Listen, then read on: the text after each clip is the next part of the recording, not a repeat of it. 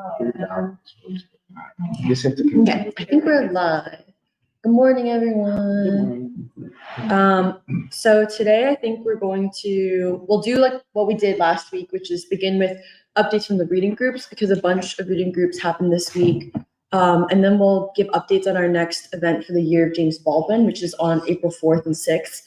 So we'll provide updates on that, which is only 3 weeks away. And then we'll enter into a conversation on an article Jeremiah wrote recently on Oppenheimer and comparing the father of the atomic bomb, Oppenheimer, to the father of the new American people, Martin Luther King Jr.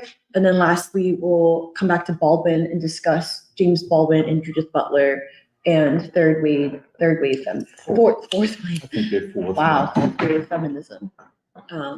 So I guess the first reading maybe makes sense to go with Making Worlds first because we went chronologically. We'll go chronologically. Okay. Yeah, I can.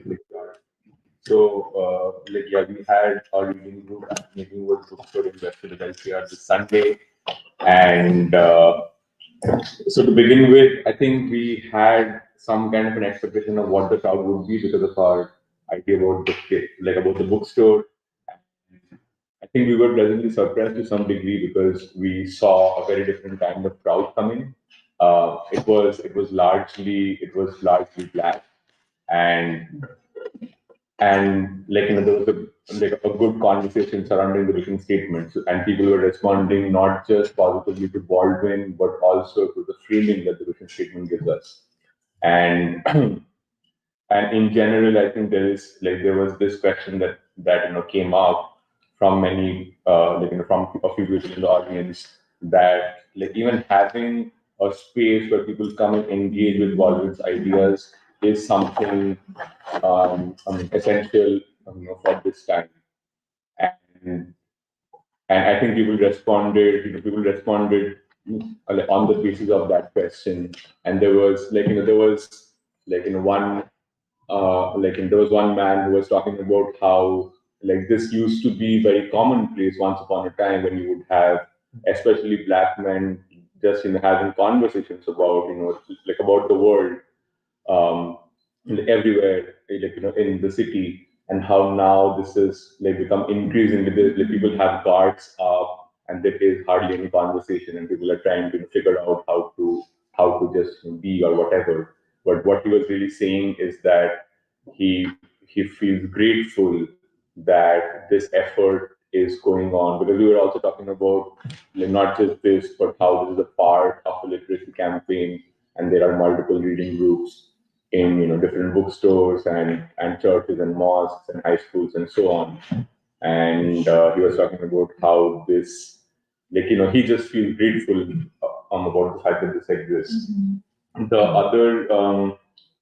The other thing that I was going to say was, yes, so there were half the group was young, and there was not a lot of engagement from the youth yet, but I think it's the beginning process. There was one person who talked about whiteness, who brought up whiteness herself, and she was saying how reading Baldwin and engaging with Baldwin today is she thinks of it as an imperative to live. And I think she was responding to the vision statement where it talks about how the question of Baldwin for today is almost an existential question. Mm-hmm. And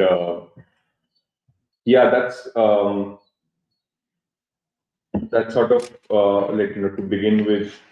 These were my ideas, but to give a general general impression that we came out with after the reading group was quite positive, because we expected the vision statement or the reading of the vision statement to lead to more questions, and people would not be okay with how we are framing Baldwin. Oh, we want to see Baldwin in our way. Mm-hmm. But surprisingly, there was not a lot of that, and I think it shows that people are coming with some amount of trust. Mm-hmm. and everyone has their idea of Baldwin, and I think the vision statement, because it's so broad, it speaks to how like how a lot of people who came, how they saw Baldwin, how they relate to Baldwin. We also had your friend Ike Miller who attended, and he was also very vulnerable because he was talking about how he hasn't read Baldwin as much as he should have. And he actually doesn't live in West Philly. He lives in Spring Garden around there. But he chose to come to this, which must take a while. And and he was very engaging with everybody, and he was talking about how this is a moment, and he was almost taking notes of what all we're going to read, which book we're going to read now and then. He's really interested in studying it. He sees this as an important task for today. And, and I think the conversation was also largely around this question of, oh, how do you relate to Baldwin? Why do we see Baldwin the way we see it today? And why we are calling it a literacy campaign, because we also had a conversation about that, saying that every revolutionary movement has seen a struggle for ideas, and a literacy campaign where people are embarking on the struggle to understand the world and themselves. And this is a moral question. So yeah, to start off that, but maybe Kathy can fill in stuff that. No, I thought that was pretty comprehensive and whatnot. Just to reiterate, 6 people outside of me, Shambharsha and Purva came, half of them older working Black folk, half of them younger, none of them white actually, I realized, but younger, perhaps interested, we found out about the reading group through the Instagram stories or posts that Making Worlds had put out. And so that composition, that almost balance, made it very interesting to try to observe those dynamics. But I would say again, and just echo that, while, I will also say I was a little apprehensive going into the reading group. The fact that once we started talking, once we started reading, and once we started getting into the discussion, over and over again, the sentiment was of gratitude that this existed, that people could come here and talk, and even just the fact that love and optimism and faith, very difficult things for this moment, and especially since the touchstones or the references that most of the discussion were around these older folks, the fact that they're concerned about their children, they're concerned about the state of the world, and that this is a very difficult it was a very rare space to find themselves in, and that unique configuration that we saw there. I think that was what prompted so much vulnerability on the part of the group. And I do think that even getting into, I even feel we talked a little bit about the chronology, the revolutionary chronology of it, because I think it stirred within certain people. I think it was Michael who said when we talk about this shadow of slavery, our grandparents never talked about what slavery was for us. They never talked about it. And even the notion that there is the idea of the church, the Black church, came up again and again. Those are references I thought were really important for the older members to share. And I do think that those, and we hypothesized that the younger participants might not have been, they were just probably absorbing all of it. Perhaps they've never quite been in a space where it is older African American working people really taking the lead on a conversation, or just having that authority and speaking. And we just wanted to have that first session be really organic and hear from everyone. And it could be shyness, it could be just getting into music, but we're interested in how to bring out or engage young people without needing to force a certain kind of just to be able to draw out their reflections as well. And we're also expecting that because this is the first session, we're taking place every other Sunday afternoon. it's likely that a lot of people may come and then may not come again. And so we'll just have to be very cognizant of, continuing to reach out to the new people, but also that like the first session may not necessarily be like entirely indicative of how the rest of the process will go. It might be that we have to be prepared for all the reasons that we've discussed before, confrontations, debates, dialogue, and that sort of thing. And so that is something that we're looking towards, but also with this first step in this first session, I think we're feeling pretty good that we can proceed. Well, I just wanted to add like just one more thing to what you were saying, this question of the youth, because I remember that this one woman, her name was Nabisha, and she was she brought up the Baldwin's idea of engaging with the world, and she was actually talking about how Baldwin sees different movements in his time, and what that says for us today. And he was saying that she was saying how Baldwin is he does not allow himself or you to come to a place where you can when you can judge the world that you're living in without playing a role in it.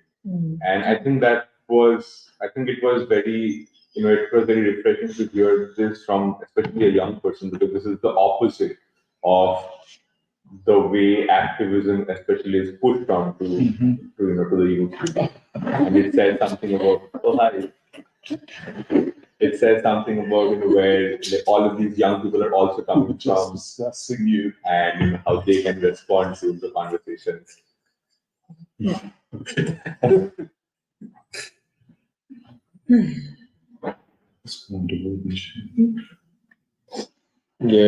So our first meeting at the Wooden Shoe, I think, went pretty well.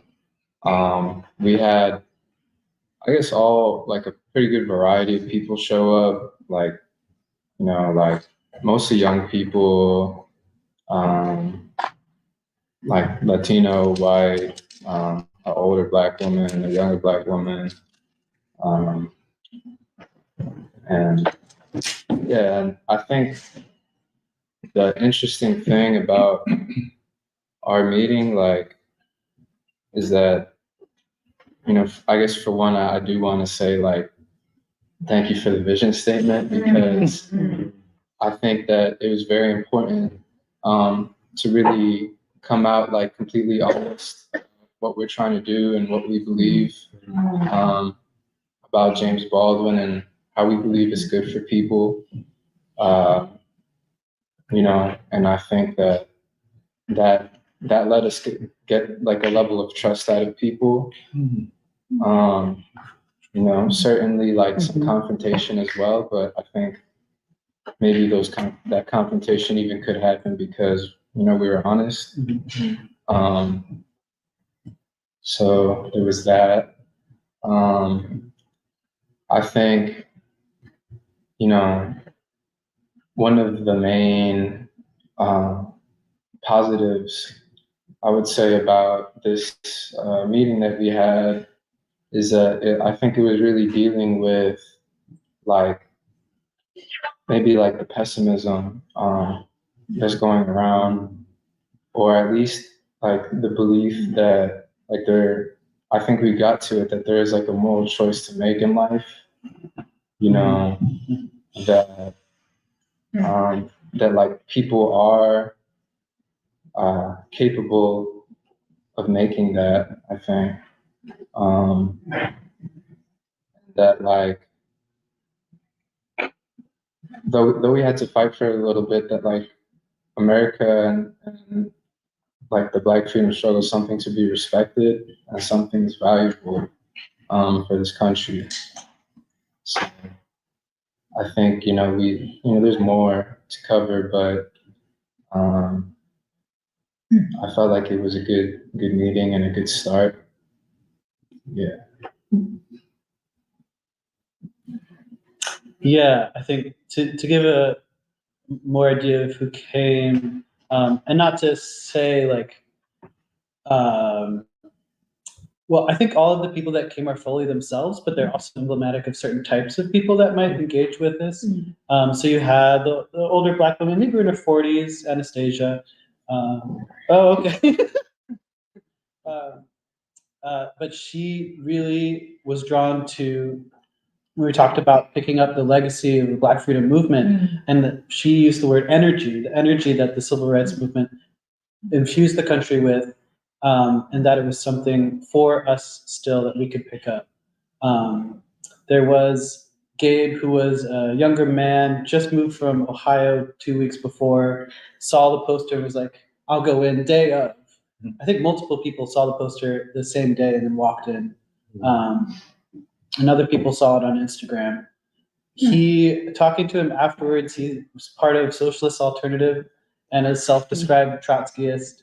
And in the discussion, when we were discussing Baldwin the revolutionary, he would bring up the Russian Revolution. And so you see that difference of chronology very clearly.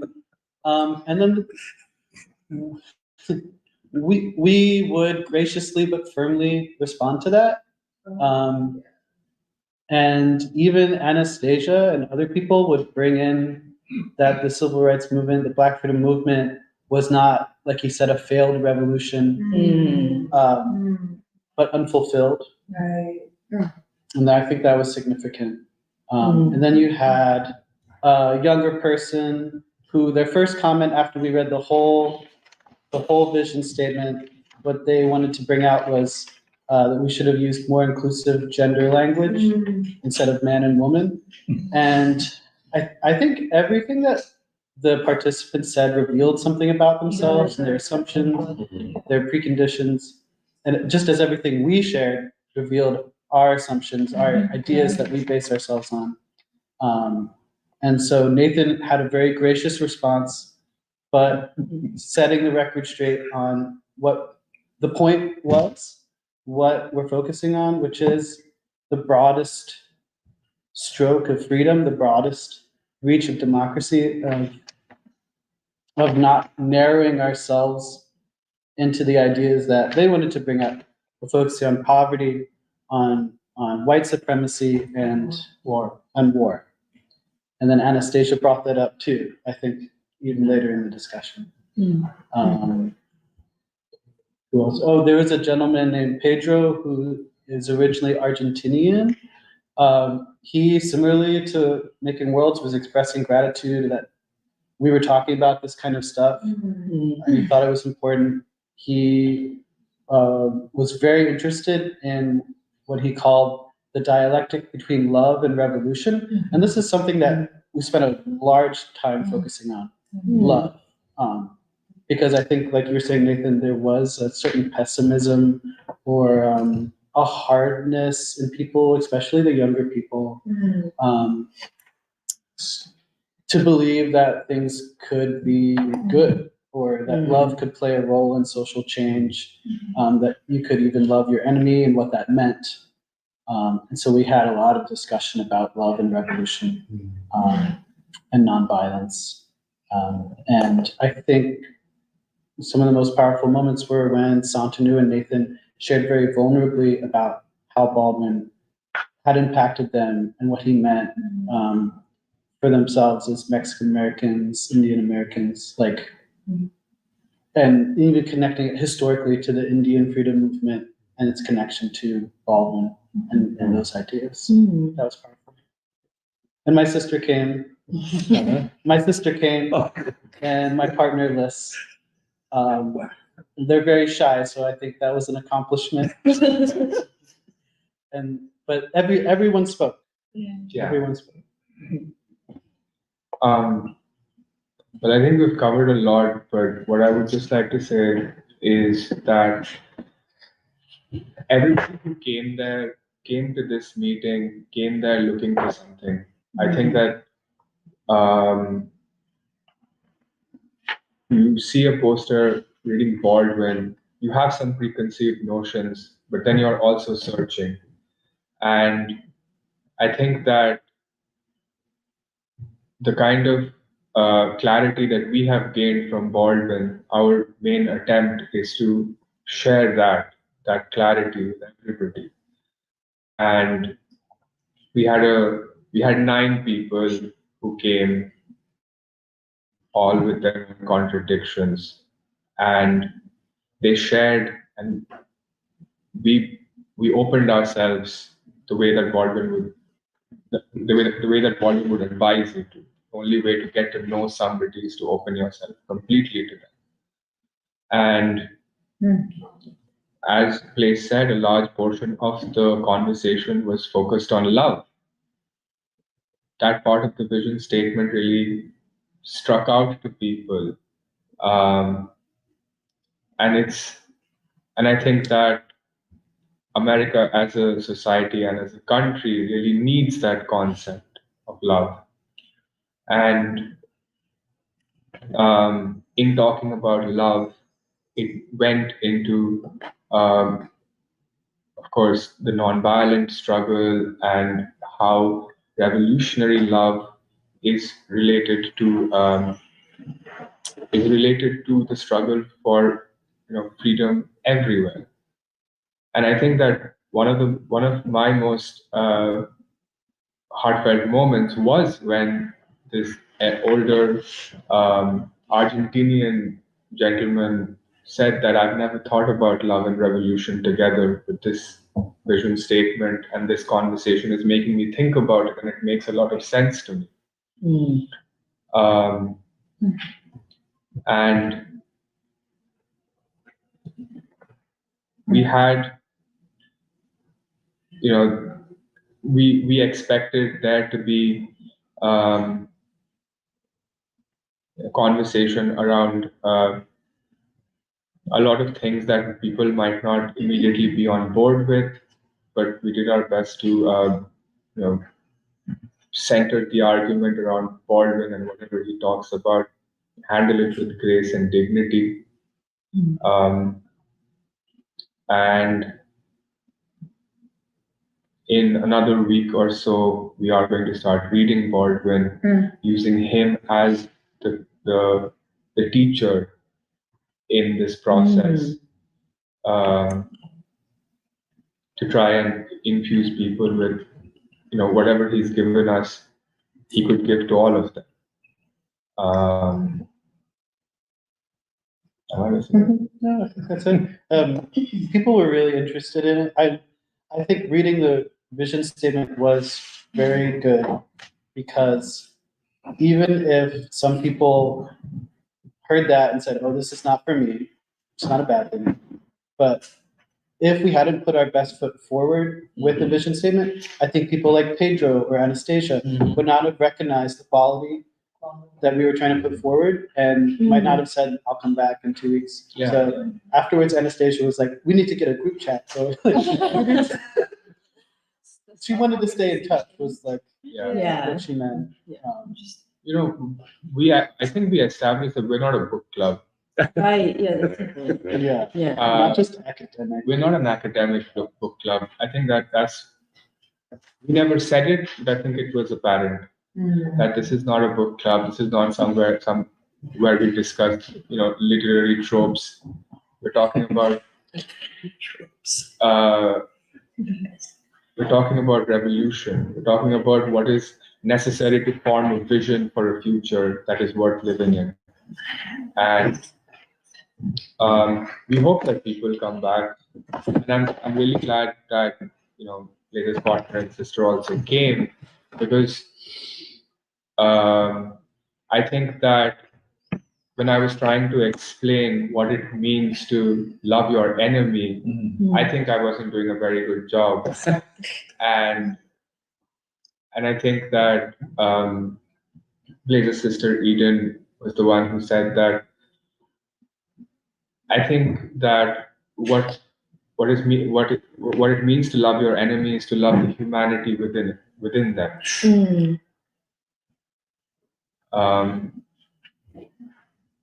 And that is exactly what Baldwin says, what King says. And so I think that everybody who came helped everybody else grow a little bit. Yeah, I like that. And I hope that, with further advertising of the reading group and everything, maybe more people will come. It'll be a dynamic group for sure, but we are going to be sticking firm to this framework that we've set in the first iteration of Baldwin as a revolutionary, as a thinker, freedom fighter.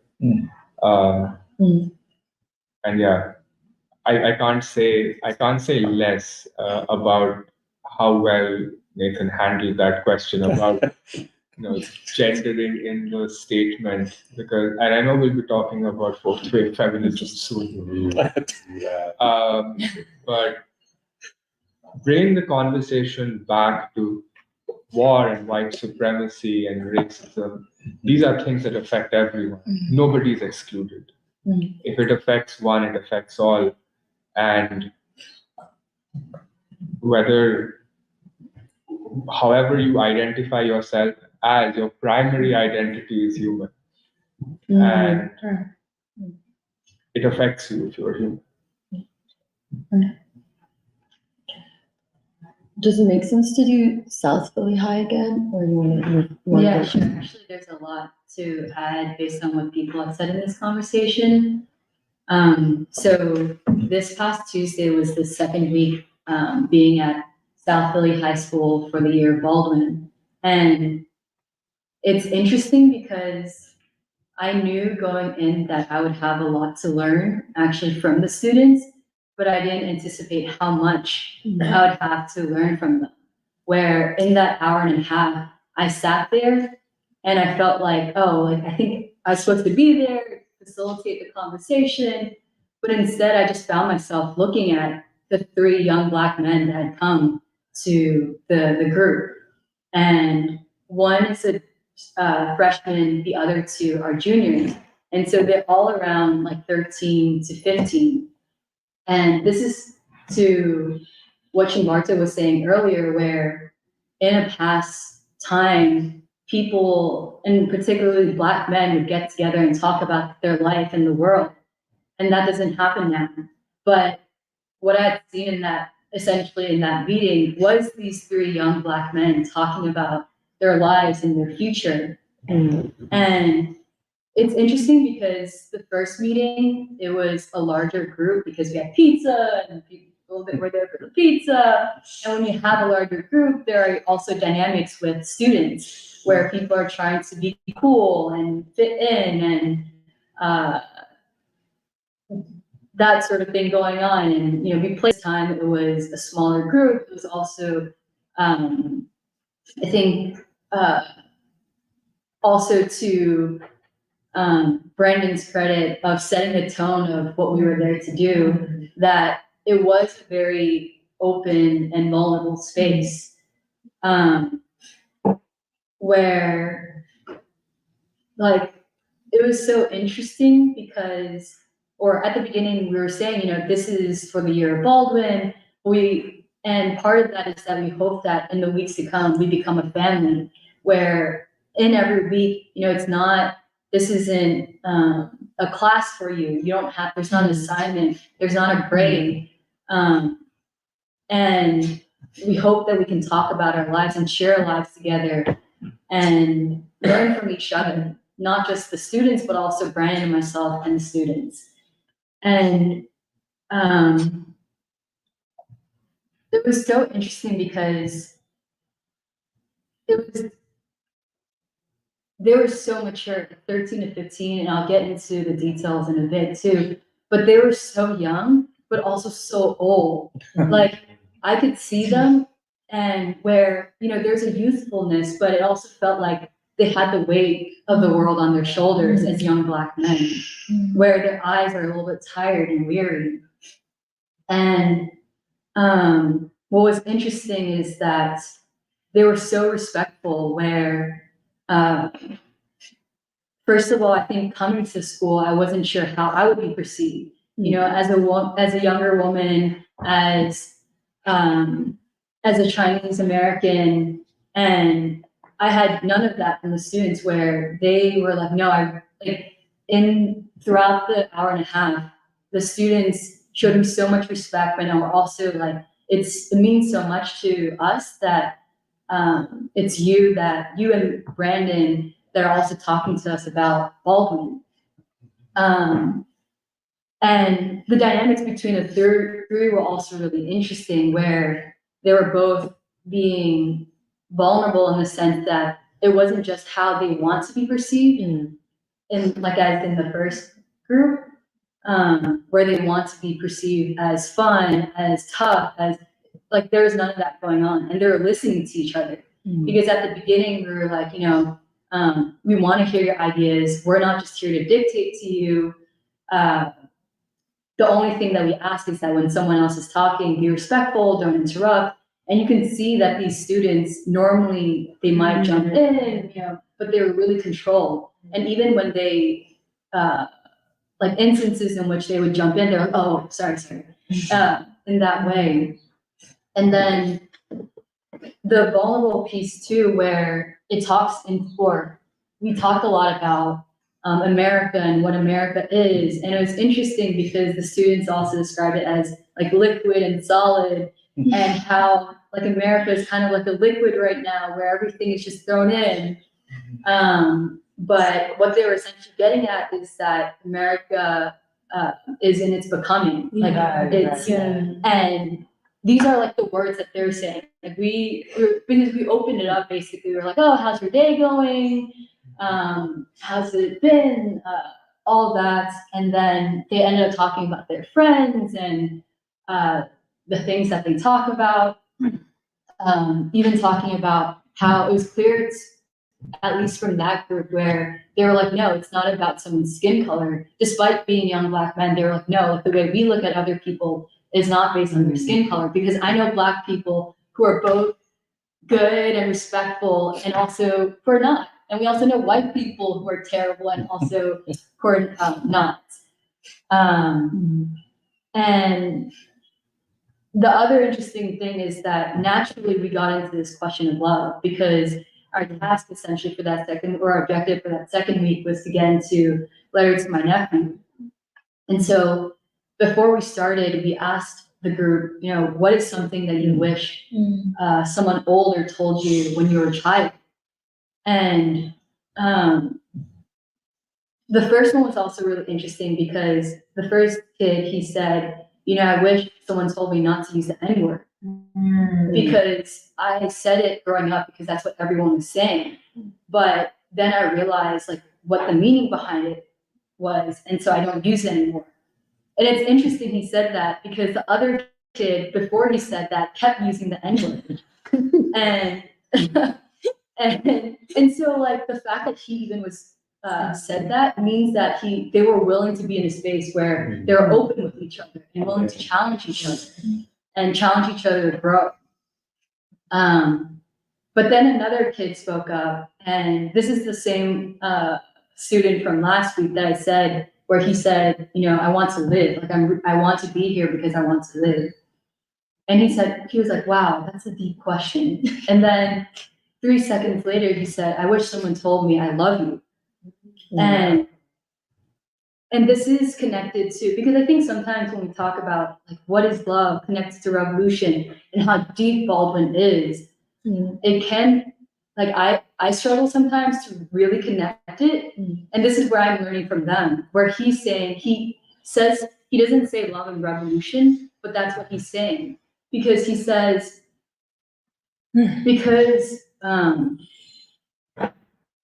love is so important, because many times people grow up and when they're not loved as a child, which is a huge part of their lives, they end up chasing that love that they never had. And they sometimes also take it out on other people. And he said a child that did not feel loved at 15 ends up going to jail for 70 years because he did not feel loved at 15 or 17. And he talks about drugs and violence and guns and how that's all connected to love and people acting out because they feel unloved. And that's what we're talking about. This is what Baldwin is talking about people, where people, like what has happened to Americans when it's an unloved society. And then I think the other piece that was really significant is also like relationship with women, because the three of them ended up talking about how, like, or the first student, who was saying how, especially a mother and her son, like a mother is so important for the son because it's the first relationship that they have with women. And many times men who are unloved by their mothers end up taking it out on other women and abusing women. But he said it in a way not to say that, he said it in a really mature way that I also didn't expect, which is that he was like, it's not even the mother's fault sometimes because she probably has a lot going on. And the whole point the students got to were also that children need both their mothers and their fathers. And that's often not the case. Like, unfortunately, like the sad thing, what they were saying is that that's often not the case in Black families. But I think overall it is that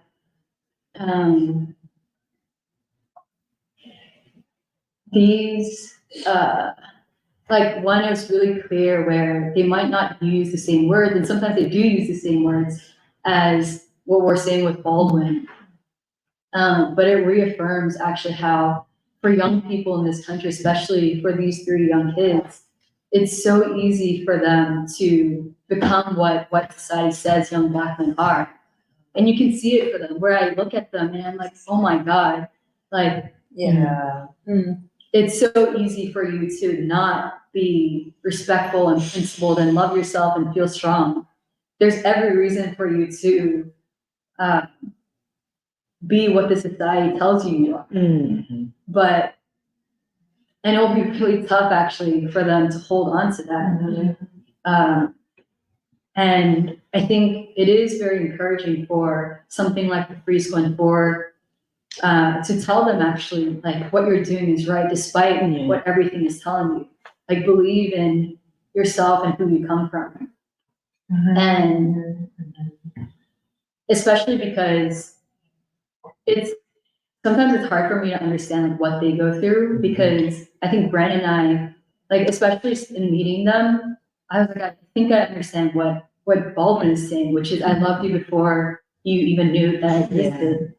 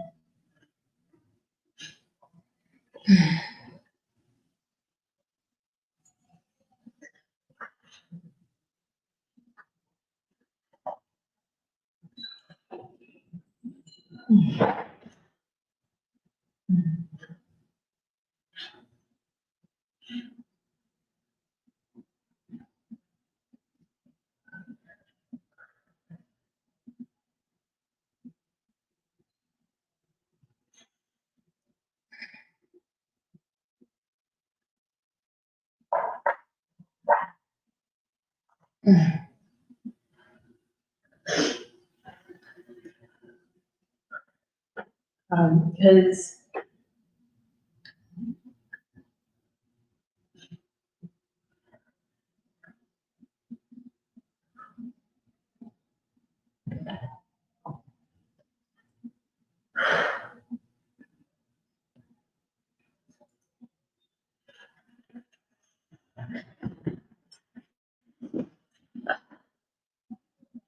so one of the students said, I don't know if Baldwin wrote this for me, but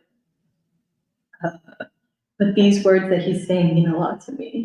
Yeah. And I wanted to say, like, Baldwin did this for you. And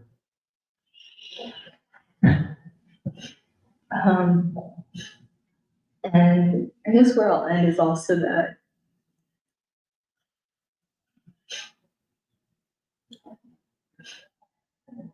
there's this line in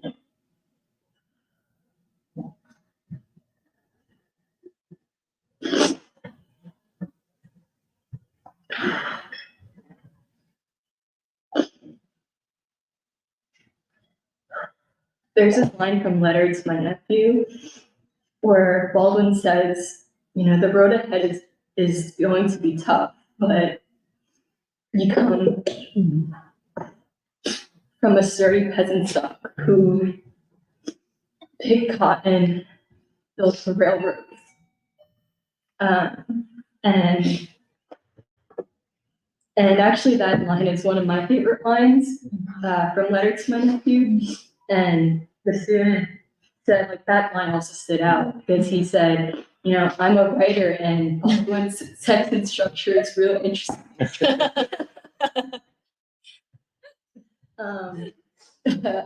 But he also said, like, that line really stood out to me because it makes me feel proud. And yeah, I completely understand, or I don't completely understand, but like Brandon and I have also tried to be very vulnerable with these young children, where, you know, Brandon talks about what it means to be a Vietnamese in this country and how you're told that you come from people who are backwards or insignificant or whatever it is. Yeah. And I think these young children here also forget what we're saying too, which is that they're told that they come from slaves who are ignorant and, you know, just all these things.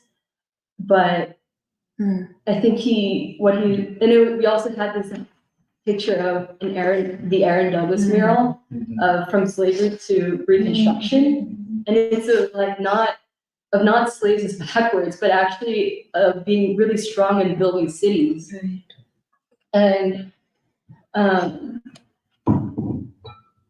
And for him to say, you know, this makes me proud, means to me that he's saying, like, oh, like I come from, or because he knew this too, where he said, yeah, people think slaves were dumb, but actually they were very intelligent.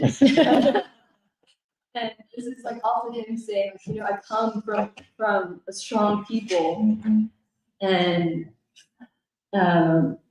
so yeah, I think throughout it, I mainly was also just looking at them, observing them, and I really look forward to the same student was also saying, you know, I like want to be here, and I'm interested in the rest of what Baldwin has to say.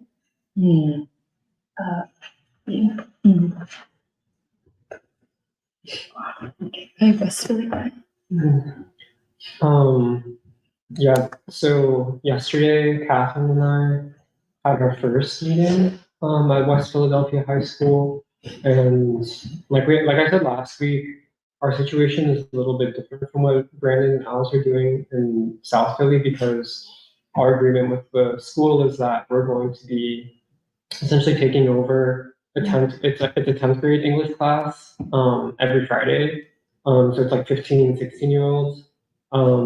And yeah, it was like around like 5 students, and I don't know how large the actual class is, because the teacher was saying a lot of kids are cutting, they're just not showing up. And it was also a little bit chaotic because there's like 3 Afghani refugee students who also were there, and they were not part of our thing, but they were doing their own thing because they don't speak English.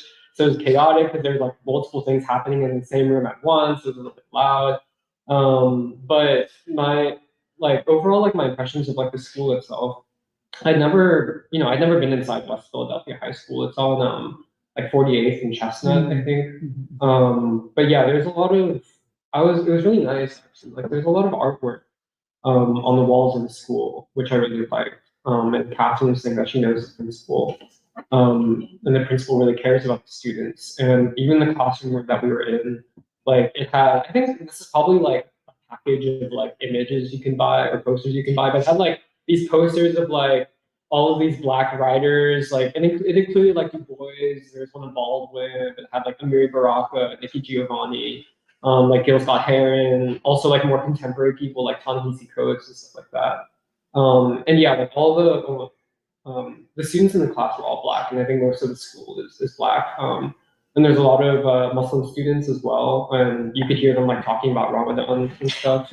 And they were like kind of joking about it. But the actual class itself, it was, I think, conditioned a little bit by the fact that we were operating within a actual classroom setting, as opposed to what Alice and Brandon are doing, which is like you come if you want to.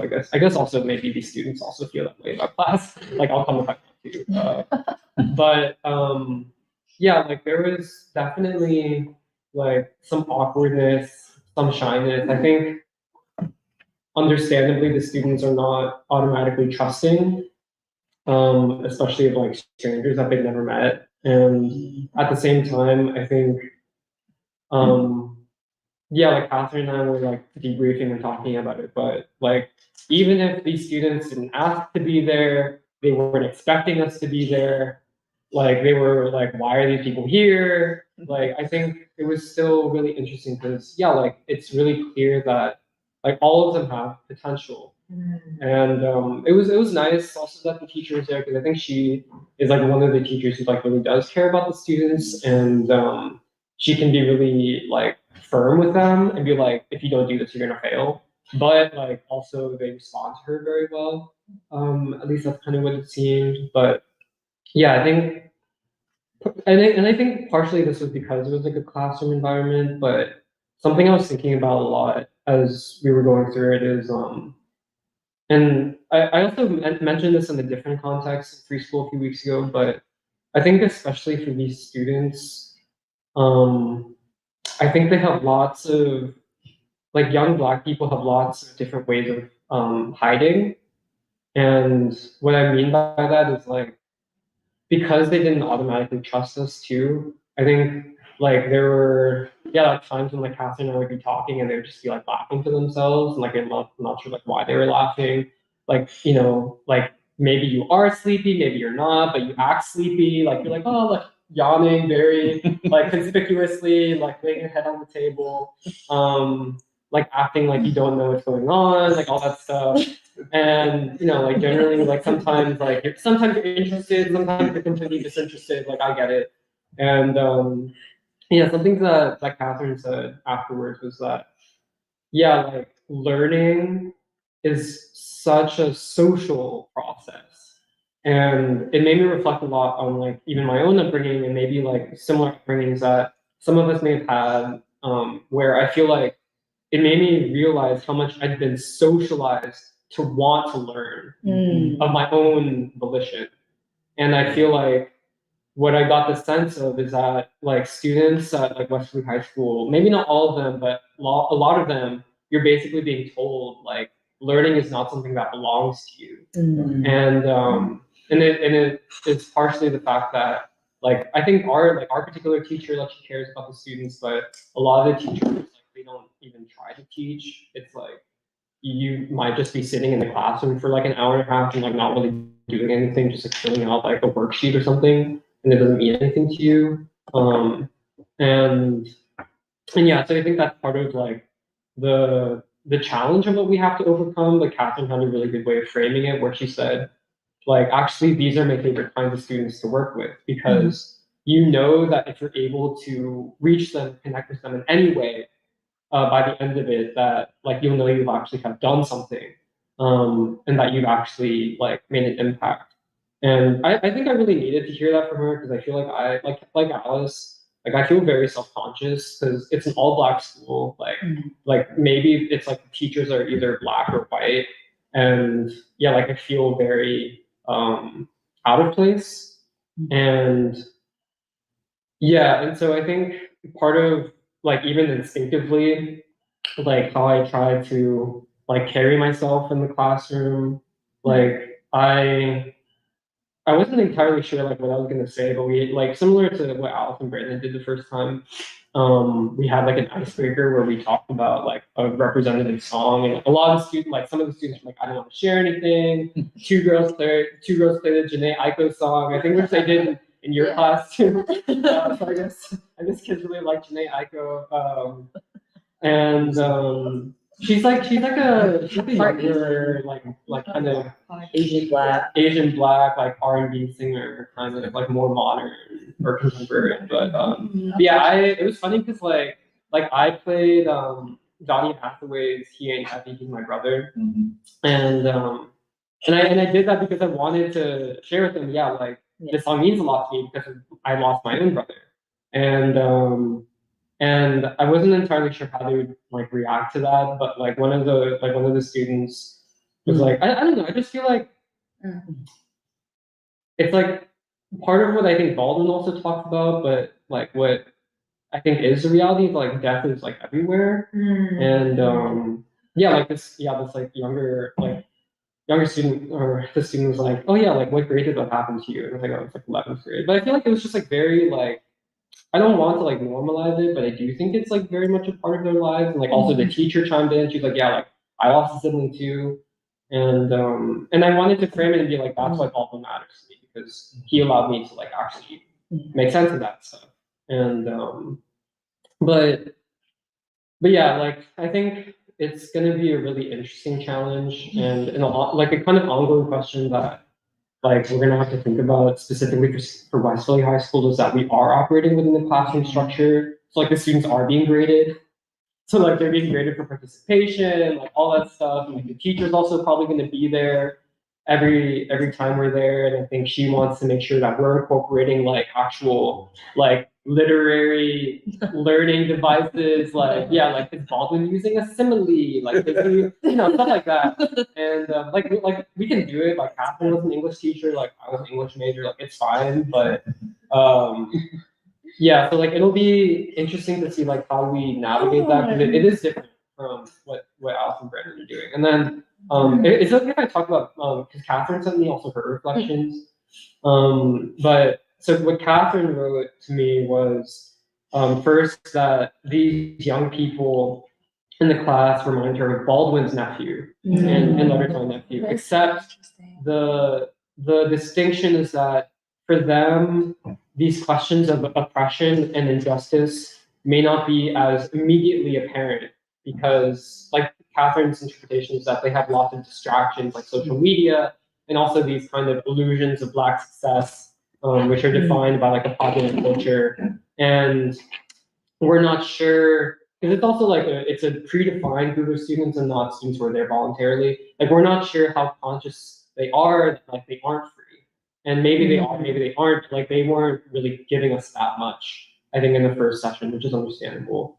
And she was talking about her first epiphany of being different and being like Catherine's own first epiphany of being different and of not being equal to white people, where she was in 11th or 12th grade. And that line from the Pledge of Allegiance, like one nation under God, liberty and justice for all, where for Catherine that suddenly felt very hollow. And she knew that that was basically a lie, and that she was being lied to, and so she never said like that particular, like she never said the Pledge of Allegiance again.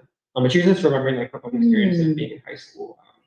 And she said that part of the reason why that realization was possible is because history was occurring around her generation, and that they were aware of it and in tuned with it and witnessing in it and participating in it, and that like the movement itself was very public and it wasn't as controlled or hidden today, where like Doc and Catherine, like when you were coming up, like you were very aware that like the civil rights movement was happening, Emmett Till's death, the demonstrations that were happening in Philadelphia, like with Cecil B. Moore and Girard College, like the barbershop that I guess you guys used to hang out at 10th and Fairmont, like all this stuff was like happening very visibly, and younger people were aware of it. And it was a period of awakening, not a period of quote unquote awakening. But today is a different era where high school students inhabit an environment that oftentimes intentionally separates them from their own culture and history and inheritance. And many of the institutions that were instrumental in her awakening, like the Black Church and even some politicians, that those institutions and figures today are not actually engaging in that same struggle for truth and justice and freedom. And yeah, it's really interesting because we watched this short clip of Baldwin talking about his upbringing in Harlem, which we've also shared from the podcast promo, where Baldwin's like, yeah, like I came home from school one day and my mom asked me how it went. And then Baldwin's like, my teacher's a little bit colored, a little bit white. And we talked about that. But the students, they interpret it so literally. Because like Catherine's like, what do you guys think that means? And then they were like, is it like a genetics thing? And then and Catherine's like, yeah, like it is genetics, but also like what we're trying to get is like it's a mindset thing. Like it's the way you think about yourself. So yeah, I think moving forward, like we really want to make the I guess sessions a lot more interactive, because I feel like a lot of it was us talking at them, and I feel like they kind of tune out after a bit, and which is understandable. But yeah, Catherine just ended by saying we want to provide these students with the force of Baldwin's words and the insights from his vision, so that they can also experience some kind of revelation of truth about their reality, like I did when I was in 11th grade. But that we'll have to find a way to provide the appropriate historical, cultural, and social context for them to arrive at that sense of awareness. And like that's why what we're doing with kind of bringing students to read Baldwin is a journey of discovery for both them and for us. Like I was saying. But yeah, it's always really good to hear what like the different high schools are doing. I feel like it's different, but there's also a lot to like mutually. Yeah.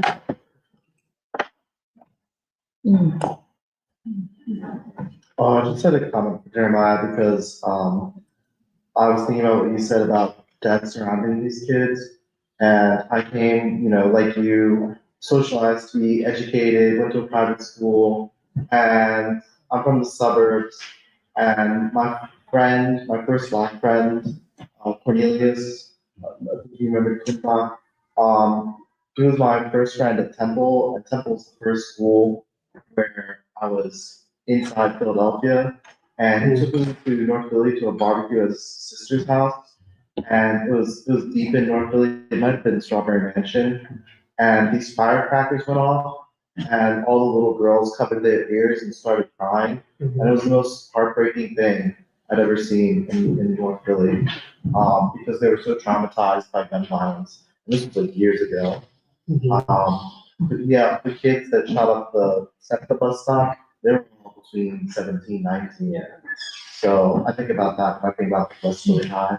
Yeah. Well, it was interesting because as I was walking over to the high school, it's also I was reflecting on how much West Philly, depending on which block you are, how drastically different it can be. Like even I was because let's say like Penn Alexander, right, which is like I think like K through 8th grade school, which is like kind of close to where I live, like very upper middle class, like all the students of like professionals and like Penn faculty, all that stuff. Then a few blocks over, like West Philly High School, it's like super different. And something that I actually think that maybe it's something that I've noticed that Black people do that other people in the city don't do is when someone dies, they commemorate it very publicly. Like they'll have like on their like their in like the front of their house will be like a banner with like rest in peace, like this person who was like shot, like that kind of thing. And I don't know, it was just like interesting. Like I was just like noticing it as I was like walking towards the high school because it becomes it becomes a lot more like nothing is. I don't know, it just feels different as we're moving through like further west. And but I was like reflecting on that because I feel like no, I don't think any other group in like American society honors their dead in that way, in a way which is so like in some ways like social or communal in that sense. So yeah.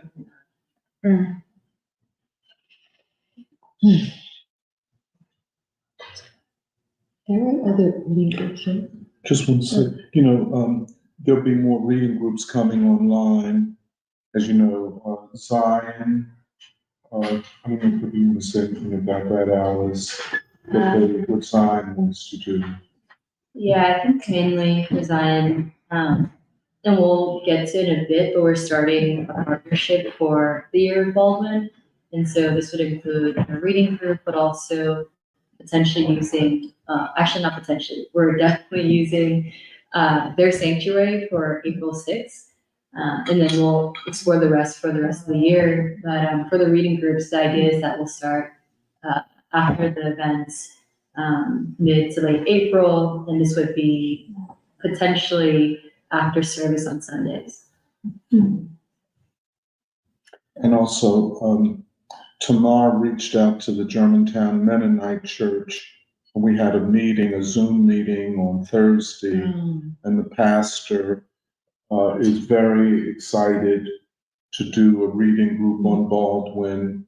And so we look to begin that after the camp event. And I just wanted to ask you, I know, Eddie, you all are working with the people at Mos 12. I believe that Minister Baldwin would like to receive a phone call From me. to Yeah. go through this. Okay, and I think they're, and also the Black Writers Museum, have you heard anything more?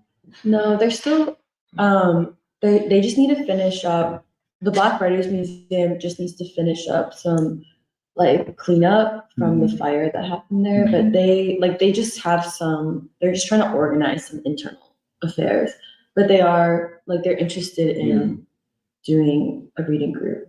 And then similar to the groups that you just talked about, the Unitarian Church, which we're in right now, the Unitarian Church, which we're in right now, wants to, because they will be hosting the April 4th event. It's all the same event. The April 4th evening of the general event. And in their sanctuary. And they're interested in also doing a James Baldwin reading group that focuses on how it relates to Gaza. Yeah.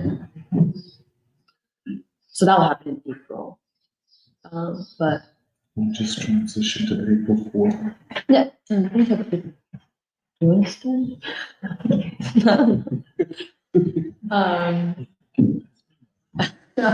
Logistically. Yeah, so for upcoming April, we'll have an event, I think we've discussed, where it'll be in commemoration of King's speech at times of great silence when he proposed the war in Vietnam.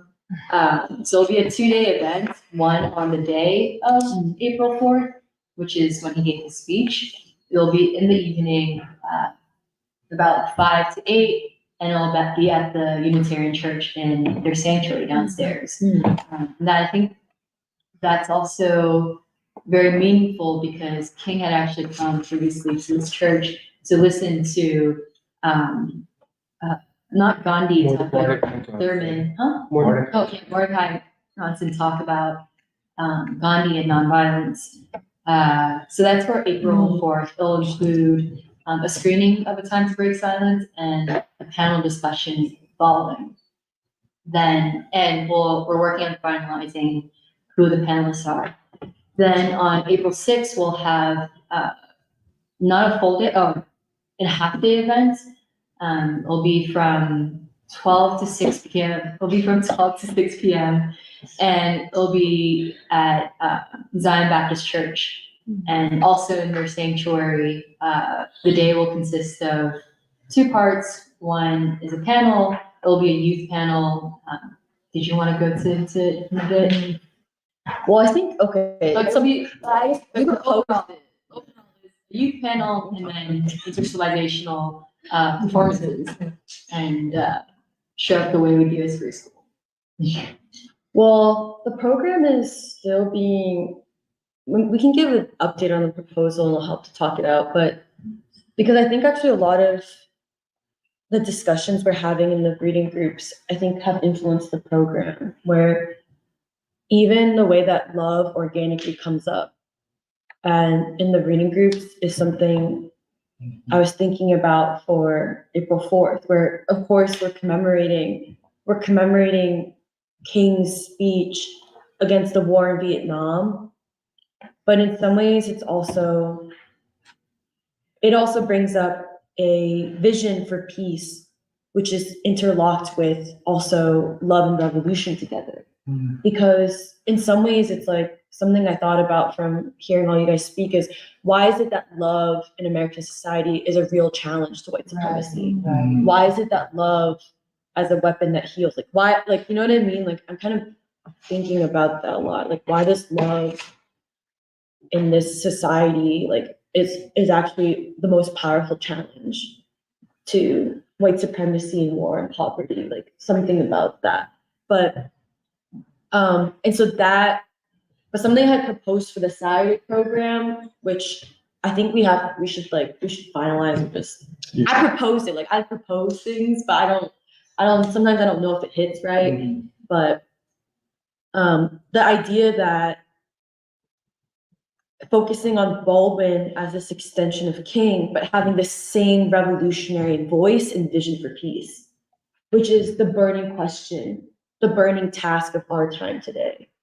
And there's something about peace, the burning question of peace as the defining question of not just society moving forward, of the new nation being born, but also I think of our generation, the young generation. And like we wanted to play clips of Baldwin's voice or somehow, I called it a call and response, but I don't know if that's the right terminology for it, but that this panel of people in free school, it being made up of people in free school, young people, like of a generation that's ready, like whether they know it or not, are feeling a burning task that they will have to pick up.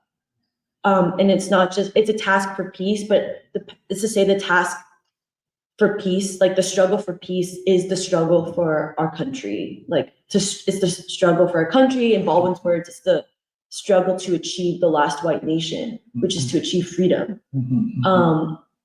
And yeah, like this idea of just this like call and response of like this conversation of like this people who reflect this generation and basically are at the vanguard of today's struggle for freedom and for peace, and in some ways being a reflection of Baldwin himself, like Baldwin and King, their vision, but also Baldwin himself, the role he played as a witness for truth. And so that was kind of the idea, the thing I proposed for Saturday.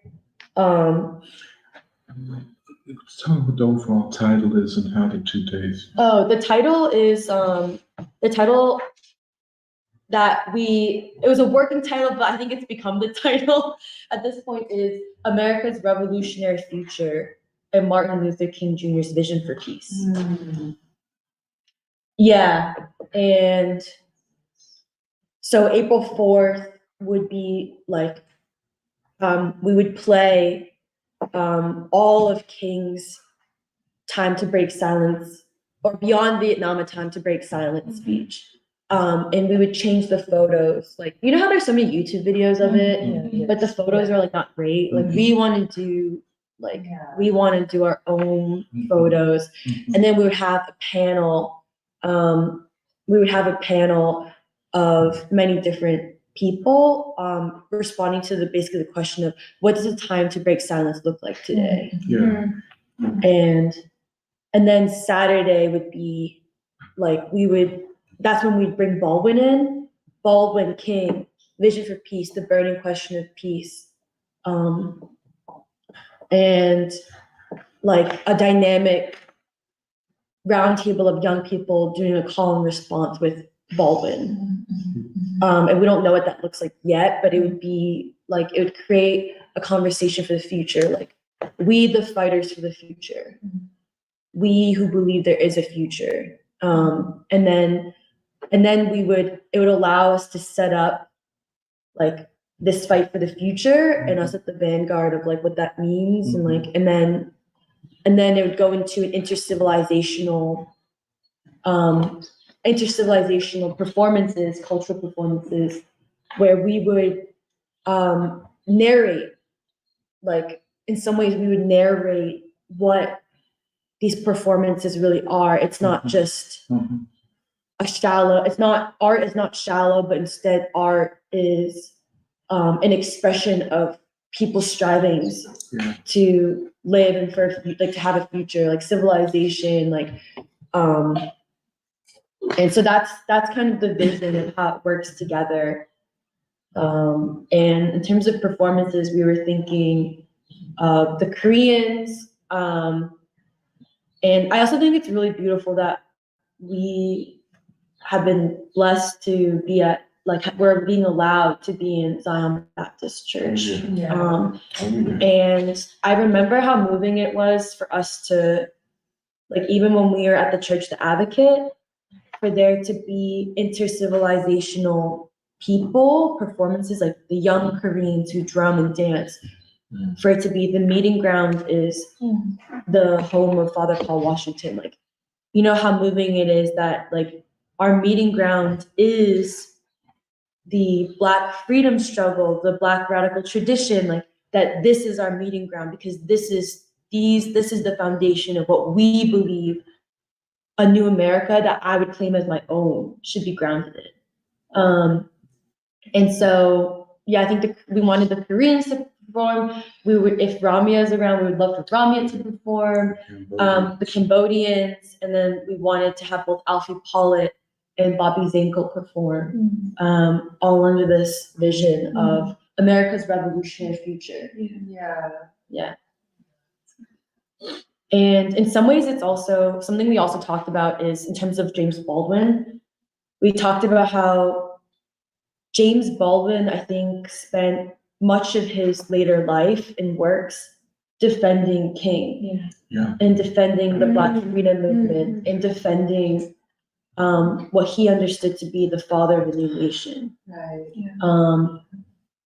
And I think in some ways it was an agonizing responsibility he realized he had to take and it kind of goes with what we said last week with this thing of Baldwin, his autobiography is not just his own. He's writing an autobiography of an American people.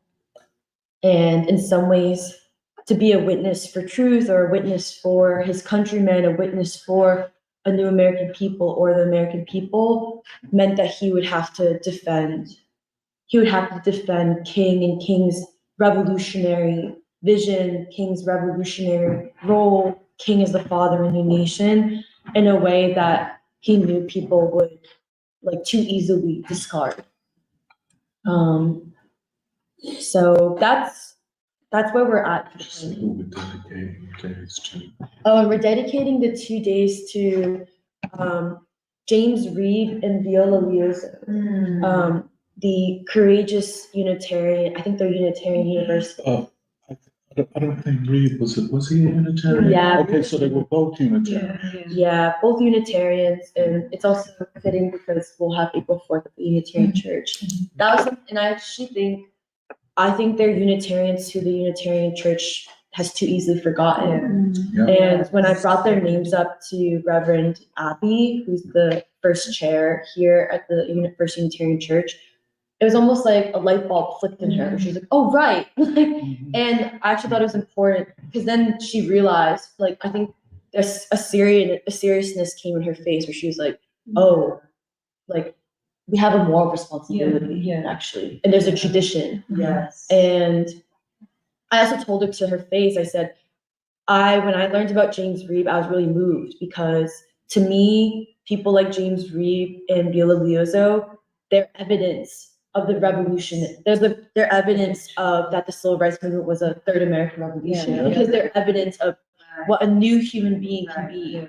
Two people who were born, quote unquote, white skin, whatever that means, who lived not to white society, and in fact were punished and killed and assassinated exactly for becoming new human, who challenged, who, like, went beyond what they were supposed to.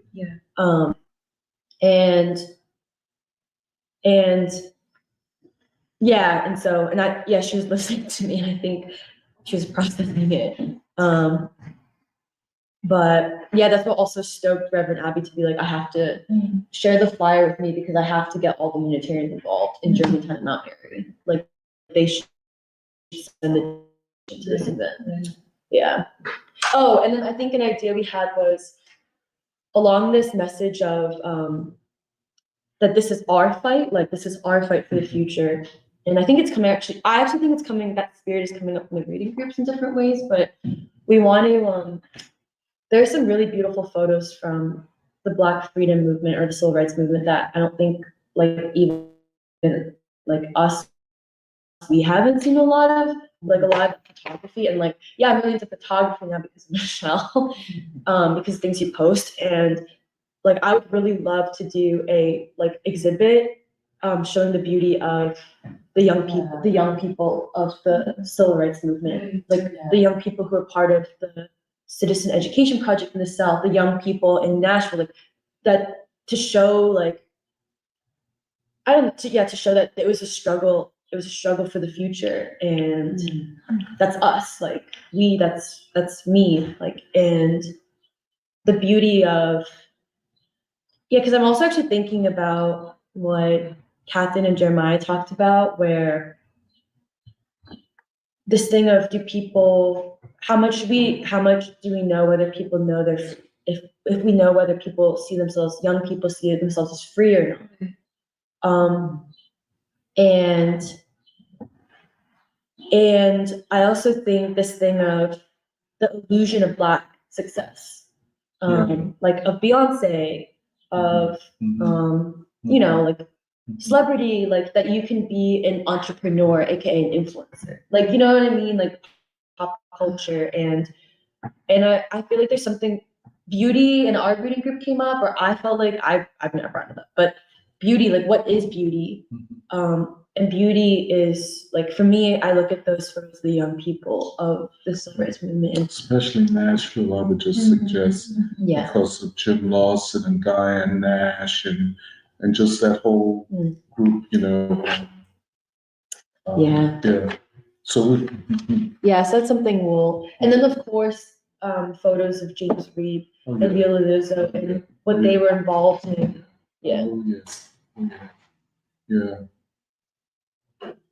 So we don't have a long time, but we have to really work hard. And every reading group has to, encourage the people to come. And I guess if we have emails or other, kind of social media contacts with them, we should continually reach out to people to encourage them. It would be just a beautiful thing if some of the high school kids could come too. To know about the civil rights movement and the way we see it as a revolutionary movement. And that's going to be something we'll talk about. I guess Jerry will talk about it, and I'll talk about it. How all that has been erased. Basically, say a little bit about the podcast. I just wanted to say that we have 2 podcast episodes before the April 4th, 6th event. And what we planned was to use these 2 episodes to really deeply study the civil rights movement and the responsibility that it hands us today, that you have to make, that is the choice. Like Emily was also saying, that is our task. You have to pick it up in order for America to move forward. And I just wanted to say a little bit, because I feel like the one right before the event is on the 31st. So it's literally the Sunday before the event. I feel like it would also be good for us, for a lot more of us to work together and combine the ideas of the event into the podcast also.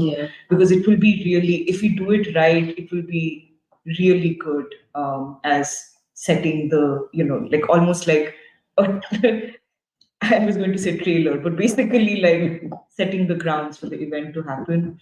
So the third event, we're rooting it still in Baldwin, where he has these 2 essays very concretely.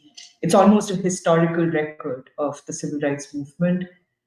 In episode 3, which is tomorrow, we are doing They Can't Turn Back, which is Baldwin's essay on the student sit-in movements. And he's reporting from Tallahassee, but it's a commentary of the entire generation of students that was able to be produced, from his generation and his father's generation, but also because of King was possible, and King was given to them, and Gandhi had happened, and Indian, all of that. So in tomorrow's episode, we are looking at They Can't Turn Back, and we are planning to play historical clips of Diane Nash, James Lawson, the nonviolence training schools, even Diane Nash, much older, saying that, oh, we did this for you, the young generation, we did it, we put ourselves at risk. We knew the risks that we were putting ourselves into, but we did it for you because we believed that there was a future worth fighting for. And so that's tomorrow's episode. But the episode right before the event, we were going to do King, King as the father of a new American nation and the starting of a new peace movement, not just for this country, but the world over. And we were going to root it in two things.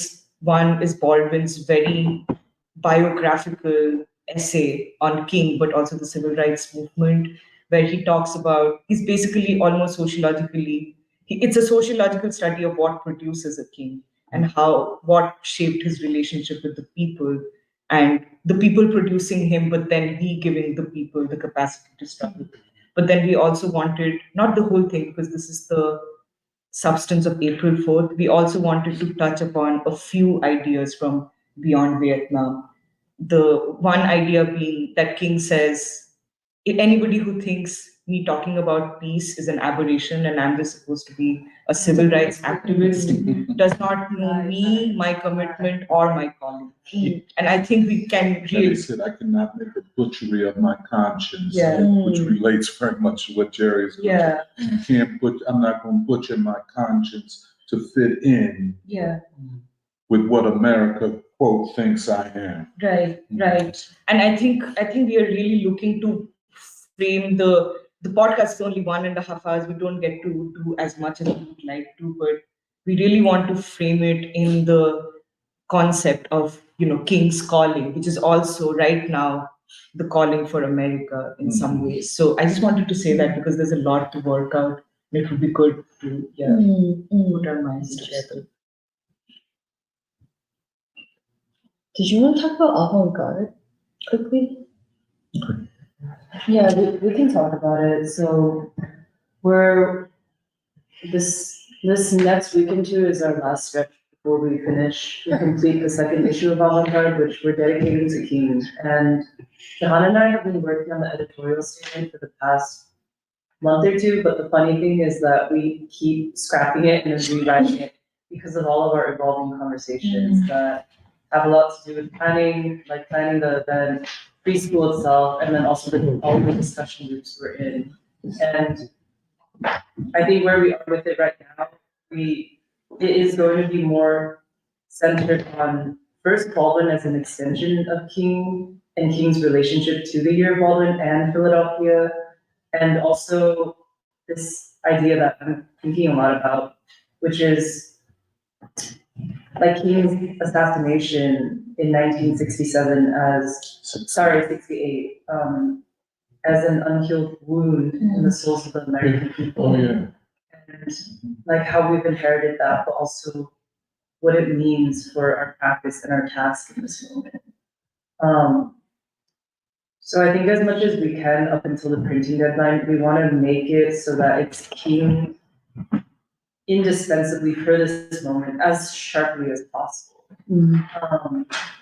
The content of the issue itself we've talked about a lot throughout preschool and with each other at different points, so I don't think I'll go into it too much, but I guess some of the exciting developments is that Kathy, Tony, and I are really excited for the Leo Gatson interview because we spent a lot of time developing, essentially, because Leo furnished all substance, right? So we've been developing the framework and the standards and the language, by which we want to, through which we want to place this and present this. And we want to make it very, very modern and very complete. And I think it will bend. I think it will definitely bend the landscape of a lot of things in Philadelphia, be it music or jazz specifically, or the way people write and think about art. And it will have an impact beyond Philadelphia as well. It's something very new, and I think it can be a blueprint for how we interview and work with artists and musicians in the future.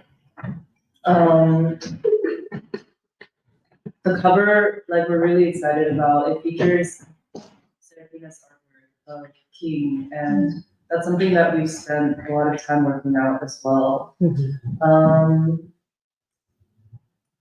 Yeah, other people can feel free to speak about their content, but we just have like one more week, really. Yeah, we're in crunch time. But the funny thing is, okay, I feel stressed, but I also feel relaxed because I know our capacity and like we can put in some long days and nights, but it'll get done. And I think everyone who's participating in this issue is like more than capable. And I feel like we're all just giving our very best, and that's all we can do. And we also intend to print the second issue so that there will be a run of, it's still up for discussion, but we're thinking tentative copies. Yeah, we want to print in time for the April. So we have to send everything by the 27th, which is wow. 9 days away. That's a lot. Days are long. I know, my involvement is really around Leo Gadsden's interview. Is it? No. But I just wanted to say, you know, for people that don't know Leo Gadsden, he is the great promoter, the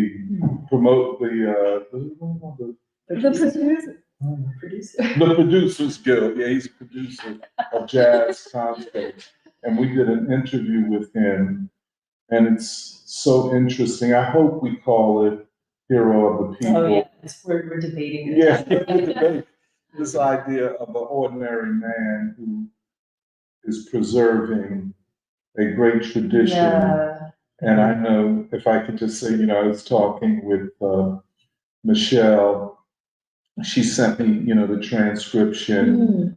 And Leo does not talk like, he doesn't talk like he's talking to white people or like a white person. At all. At all. Yeah. And he's from, you know, he's from my neighborhood. He's from what we call the original Tenderloin.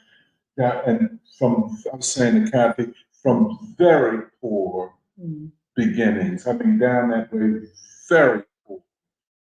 And it's so interesting. And I was saying, I wanted to edit the language in a certain way where people understand it, you know, and Michelle completely convinced me.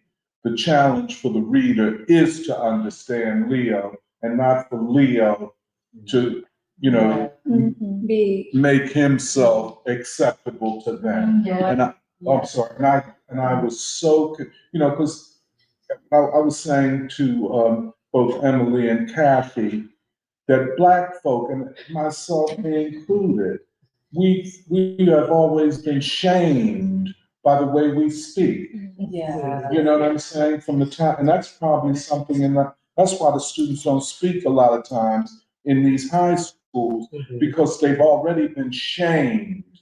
You know, you don't speak right, you don't talk like white people. And so I was very much, you know, and I was feeling that way. I want to make Leo understandable to and Michelle said to me, it's on the reader to understand what Leo is saying, the way he talks. And it was so valuable for me. It's like in that documentary, Meeting the Man, when the interviewers are saying, "You're not cooperating with us, like you're not cooperating with us," and then they go back and forth, and then Baldwin says, "No, I want you to understand," and the interviewers are really like agitated, and then they said, like, "Am I going to understand?" They're like, "How can I understand? Will I understand?" And then Baldwin, for the first time in that whole documentary, breaks out into this giant grin, and his eyes soften. He says, "You better."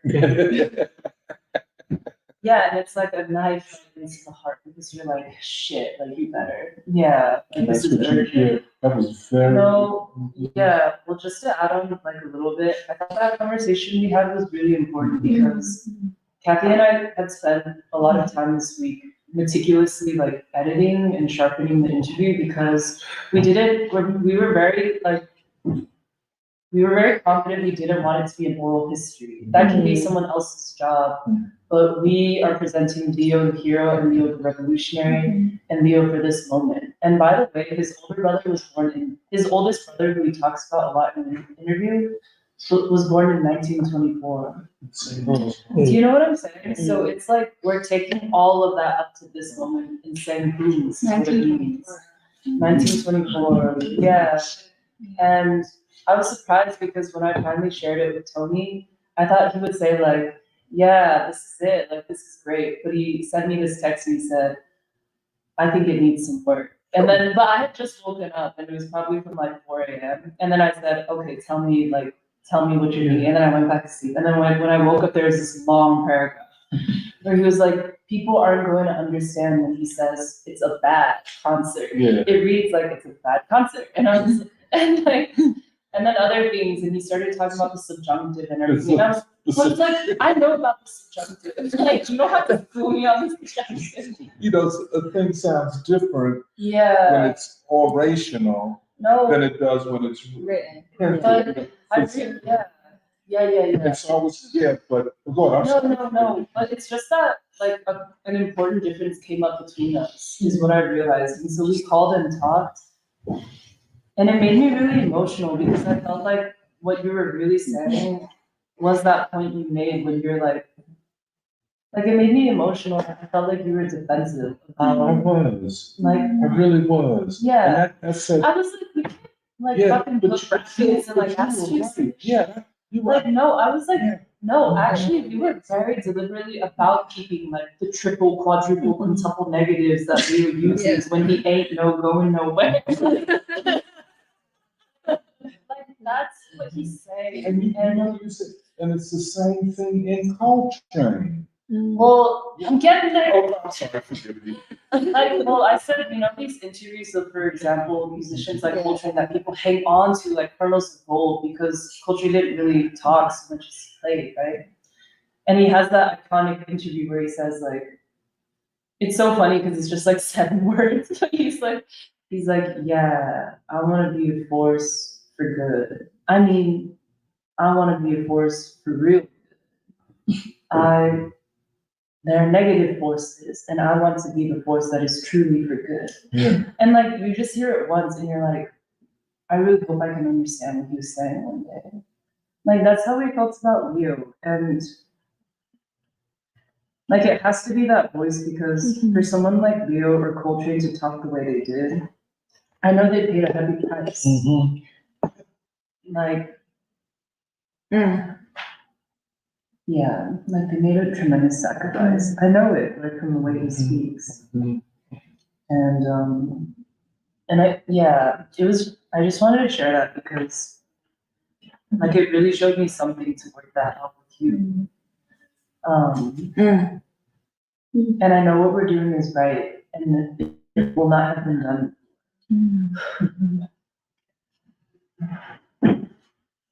Well, yeah, we can go into the discussion of Oppenheimer and Cave that Jeremiah will lead. And then we'll also talk about, and then afterwards we'll talk about Judith Butler, for feminism, and Baldwin. And then I think after that we can put it all together. Yeah. I'm curious, Doc, how you were thinking about the Oppenheimer thing. I can start there, but on Avant-Garde, we published an essay that I wrote on Oppenheimer, which was also partially timed because the Oscars were happening like last weekend, and Oppenheimer won a ton of awards, and I think that in itself is interesting. It's not the entire story, but I think it's interesting, and it was also because a few of us went to go see it together, and then we talked about it at preschool a while ago. And I feel like I wasn't sure if I wanted to write something about it, but then it was sitting in my brain. It's okay, I might as well try to get it out and see if it's worthwhile at all. And the gist of what I was thinking about the movie was basically that it takes up what I felt were 3 important questions, which are not just questions that the movie raises, but questions that people that the American people have to face and are facing in different ways, which is the question of science, the question of war and peace, and the question of civilization.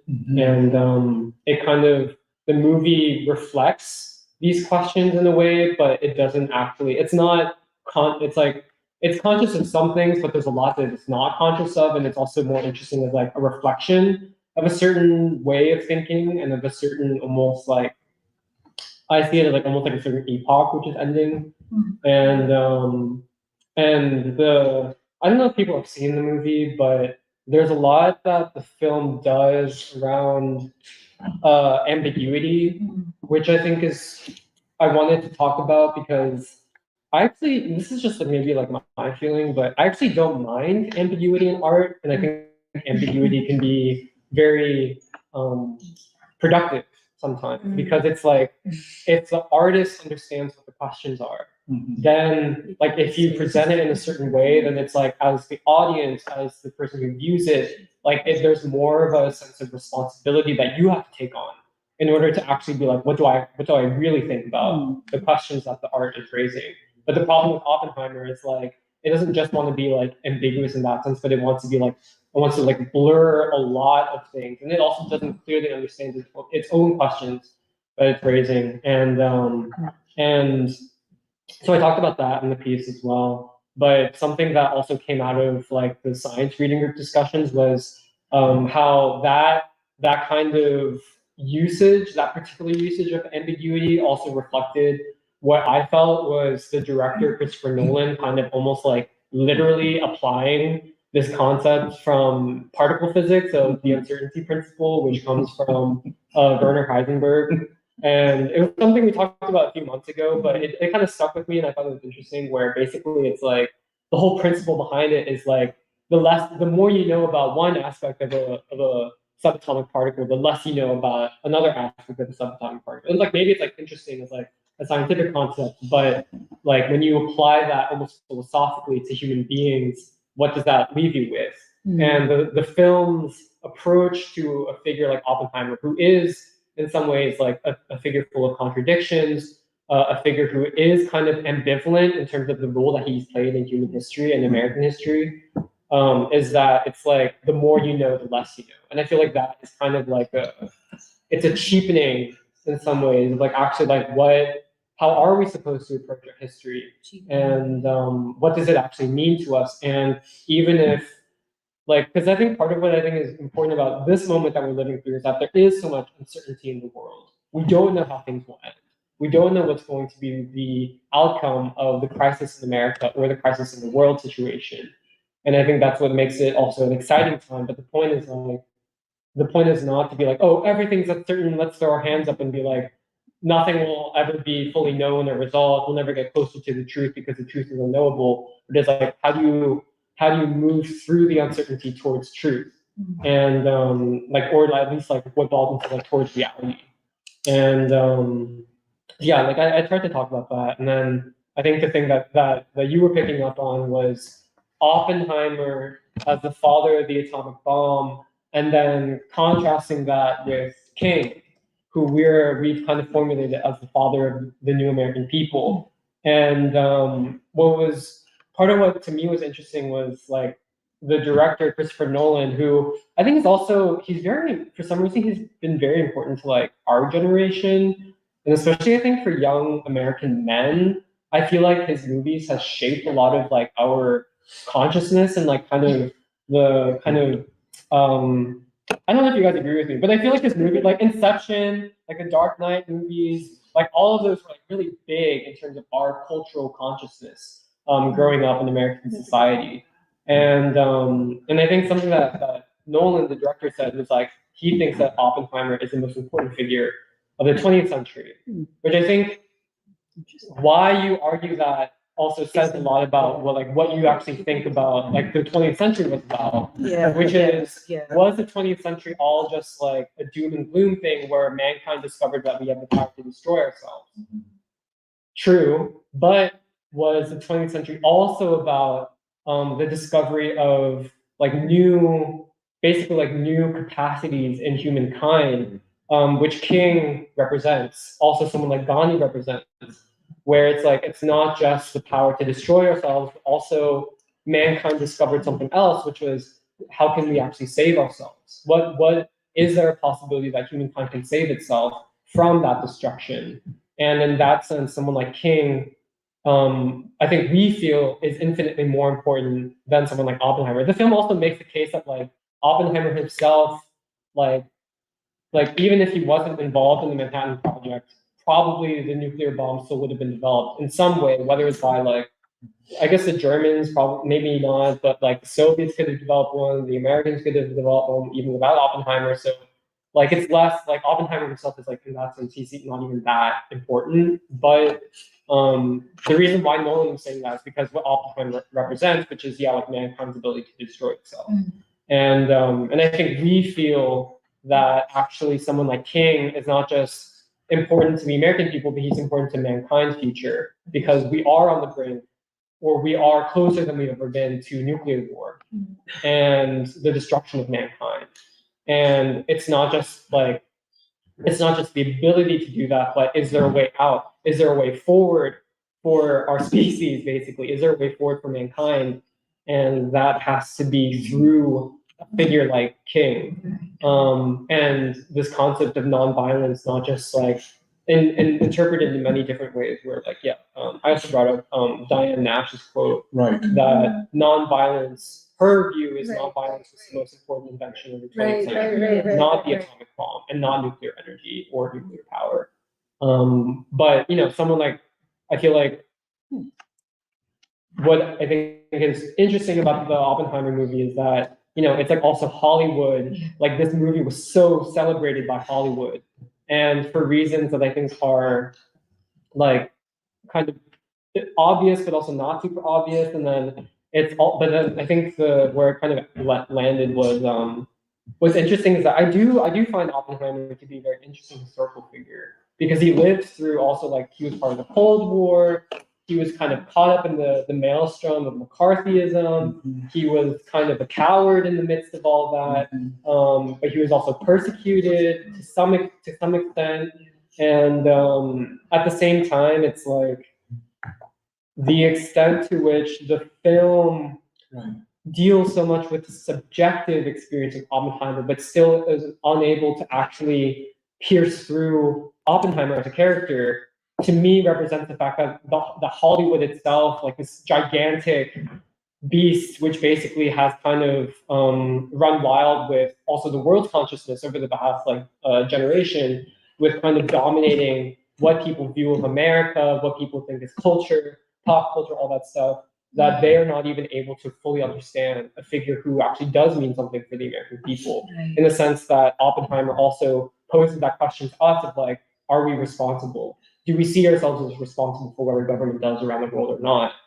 Because Oppenheimer's inability to face that question is also like, it reflects back on what the American people have to face, which is, are we able to face that responsibility, like Baldwin is saying, or not?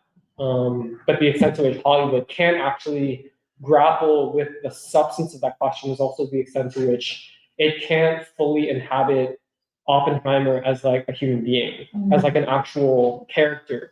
And it kind of, even while dealing with the subjective stuff, it kind of maintains a distance from him, which is not fully, I think is just because Hollywood or like Christopher Nolan, he can't base it. He doesn't understand it. It's so outside of his assumption and his worldview for him to be able to understand. So yeah, that was kind of my take on it. I just wanted to say, I think the contrast, the reason I was saying to Emily, ask you to do this because of the great essay that you wrote, and the centerpiece of it is that Oppenheimer, first of all, was morally inconsistent and did not take moral responsibility for anything. And when he was confronted by McCarthy and those people, he ran and hid from his persecutors. And King is the complete opposite. And in the speech that we'll be celebrating, he has, the way he says it, he says, I will not allow you to make a moral butchery of my conscience. Now that's, the standard way to say it is, I will not allow my conscience to be butchered, my moral conscience to be, but he says to make a butchery of my conscience, which is totally Black and Southern, and it's make a butchery of my conscience. But Oppenheimer is the complete opposite. And that's, and that this question, like you said, of science and morality, et cetera, et cetera. So that I think the contrast could not be more stark. But then, as you say, Hollywood and America celebrates this, quote, fallen hero, Oppenheimer, and at the same time is doing everything it can to erase the great moral hero, Martin Luther King, who took it. He did not ever run from his persecutors. He ran to them. Yeah. Well, because I think I was thinking about and Michelle brought this up. And yeah, I worked a lot with Michelle, the edited piece, like Mary also gave feedback on it. And I think part of the question that I was realizing was, like that line from Baldwin that you brought up, like complexity is our only safety. Yeah. But Baldwin, I was thinking about that a lot because I think the comfortable view in American pop culture is that the presence of complexity means that there are no real answers to anything. Yes. Right? But I think what someone like King shows is that you have to deal with complexity. You have to deal with really difficult moral, political, ideological, social questions, but that makes the journey of reaching a place of clarity that much more significant. The fact that someone like King was able to confront all of that head on and be like, yeah, like America is a hugely complex society. Baldwin also, is saying this, but that that means that the journey you have to go on to reach a place of this is the stand I'm going to take in the midst of that chaos, in the midst of that complexity. That makes the journey that much more significant to us because it means that that's a truer sign of what human beings are capable of, what the American people can do, rather than just this kind of we're going to throw up our hands and be like, oh, it's all too complex, it's all too ambiguous, it's all too gray. And that's the only real lesson that you'll get from history. And that's all gray, no real answers, there's no real sides, because everything is too complex. And just one last thing, the erasure of Albert Einstein in the movie. Yeah. When Einstein is closer to King and the civil rights movement than he is to Oppenheimer. And this is just another thing, going back to the Copenhagen meeting, where Einstein stood against the view that Niels Bohr and them were putting forward vis-a-vis quantum mechanics. But that, just what you're saying, and I think that it all, when you think about the film, it all makes sense. Erasure of Einstein, who did not run from McCarthyites but ran to them, and the substitution of the fight for moral clarity with this idea will never be clear because these questions. The film does say it that well, we don't know what was right or wrong. That's what I got. That we cannot, and so you can't completely hold Oppenheimer responsible. Not completely responsible, but he bears some responsibility. But anyway, that's, yeah.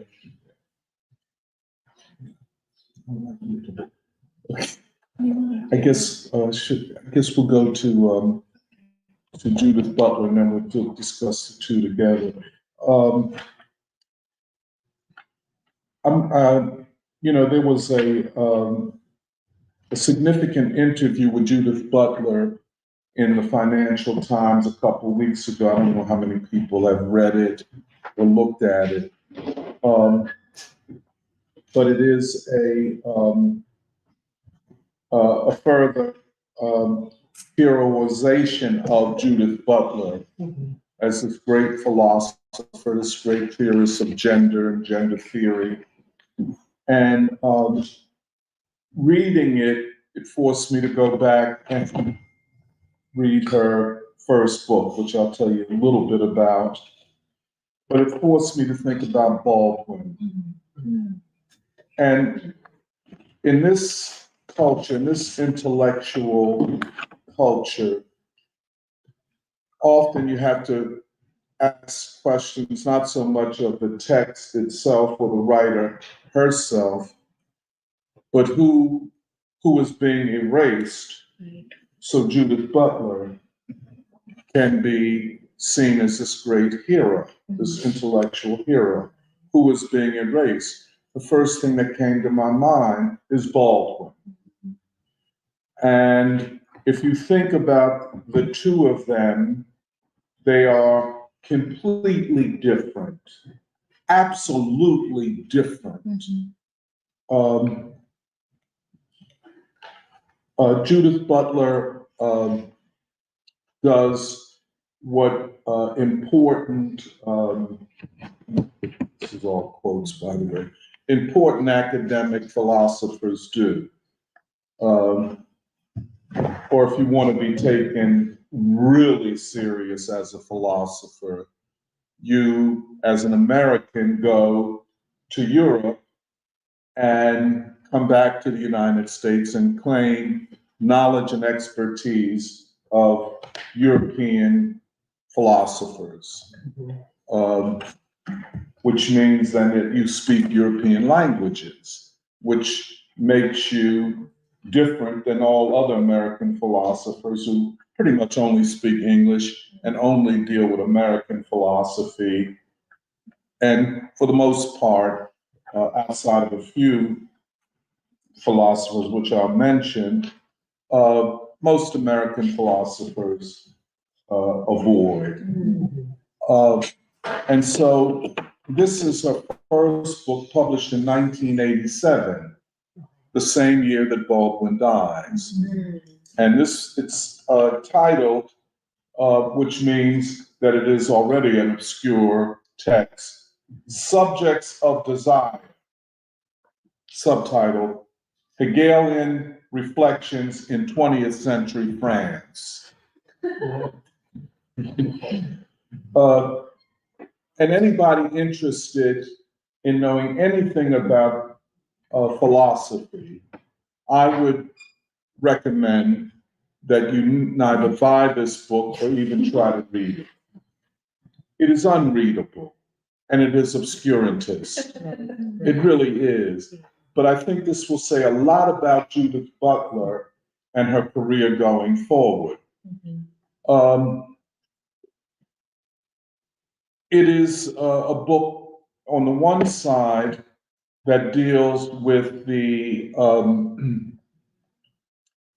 period, the Frankfurt School, that period of the 1920s in Germany, the so-called the period where the Germans were most free, most liberated, most liberal, and so on.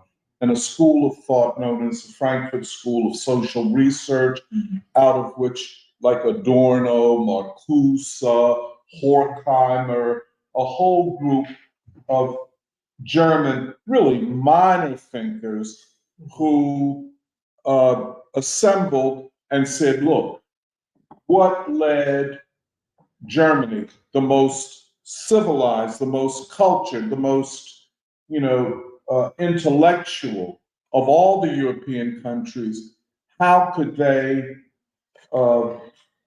lead to this great war, World War I, and such. And so they said, look, previous German philosophy has failed us, in particular Hegel and Marx. And that we have to go into the deep structure of the human being. By deep structure, they're talking, either by culture, civilization, or if you go the Freudian way, which some of them do, the unconscious mind. What is it in the Germans that produce this culture of war? And therefore, even if you take people today who study Adorno and like Platypus, everything is about the Frankfurt School, pretty much, and its interpretation or misinterpretation of Marx. But I think, something is lost in the translation from German to English and from Germany to the United States. And what is missing is that it is a way to displace US history, and in particular, the Black proletariat, to displace them and say that the questions of America are the questions of Germany and the questions of Europe in the early 20th century, which, for reasons that I'll express in a minute, are highly insulting. Right. Because what they wish to displace, and we'll see how Butler does this in the late 20th century, now the early 21st century, to displace the Black struggle. That all important questions that Americans need to be concerned with were dealt with by Europeans. But the fact of the matter is, the Frankfurt School, the school of critical theory, as they call it, and all of these high-sounding names, and really don't be taken up, like, oh, wow, that's a heavy name. Or, oh, look, that language I'll have to study for the next 30 years just to understand all of the words and concepts of Foucault, and, you never take into account it's being translated, But anyway, so Judith Butler does what any academic who wants to be a philosopher and wants to be taken serious goes to Europe. And she studies in Germany and in France, and she studies, and this is the thing, the reflections of the reception by French philosophers of Hegel's phenomenology of spirit. Okay. So we'll go ahead with your bad stuff. I mean, you got time to do it. Yeah, really. And you're doing nothing else.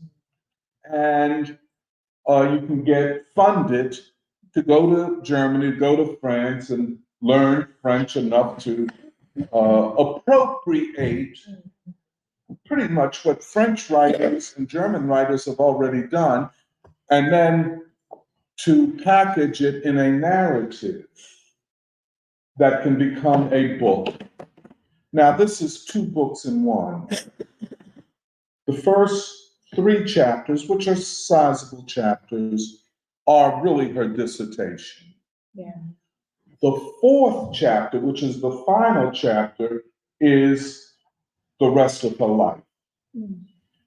Because the 4th chapter is no longer about how French philosophers received Hegel and interpreted Hegel in what they call the interwar years, that is the 1920s and 30s.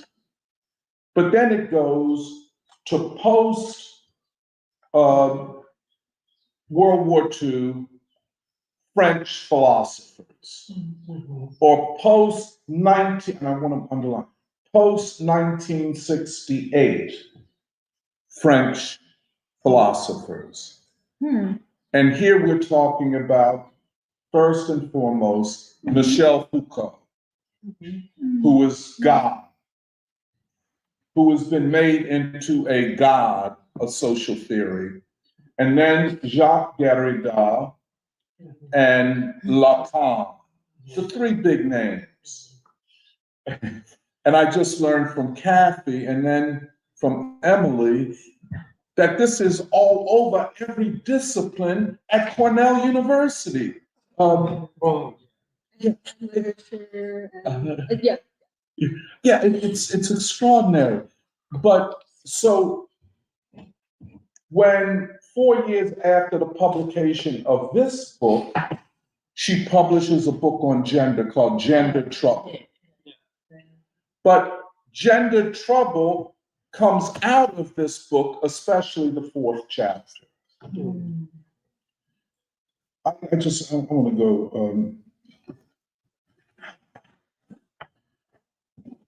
Judith Butler is Jewish, maybe not religious and a practicing Jew, but a Jew by ethnicity, which means a European Jew.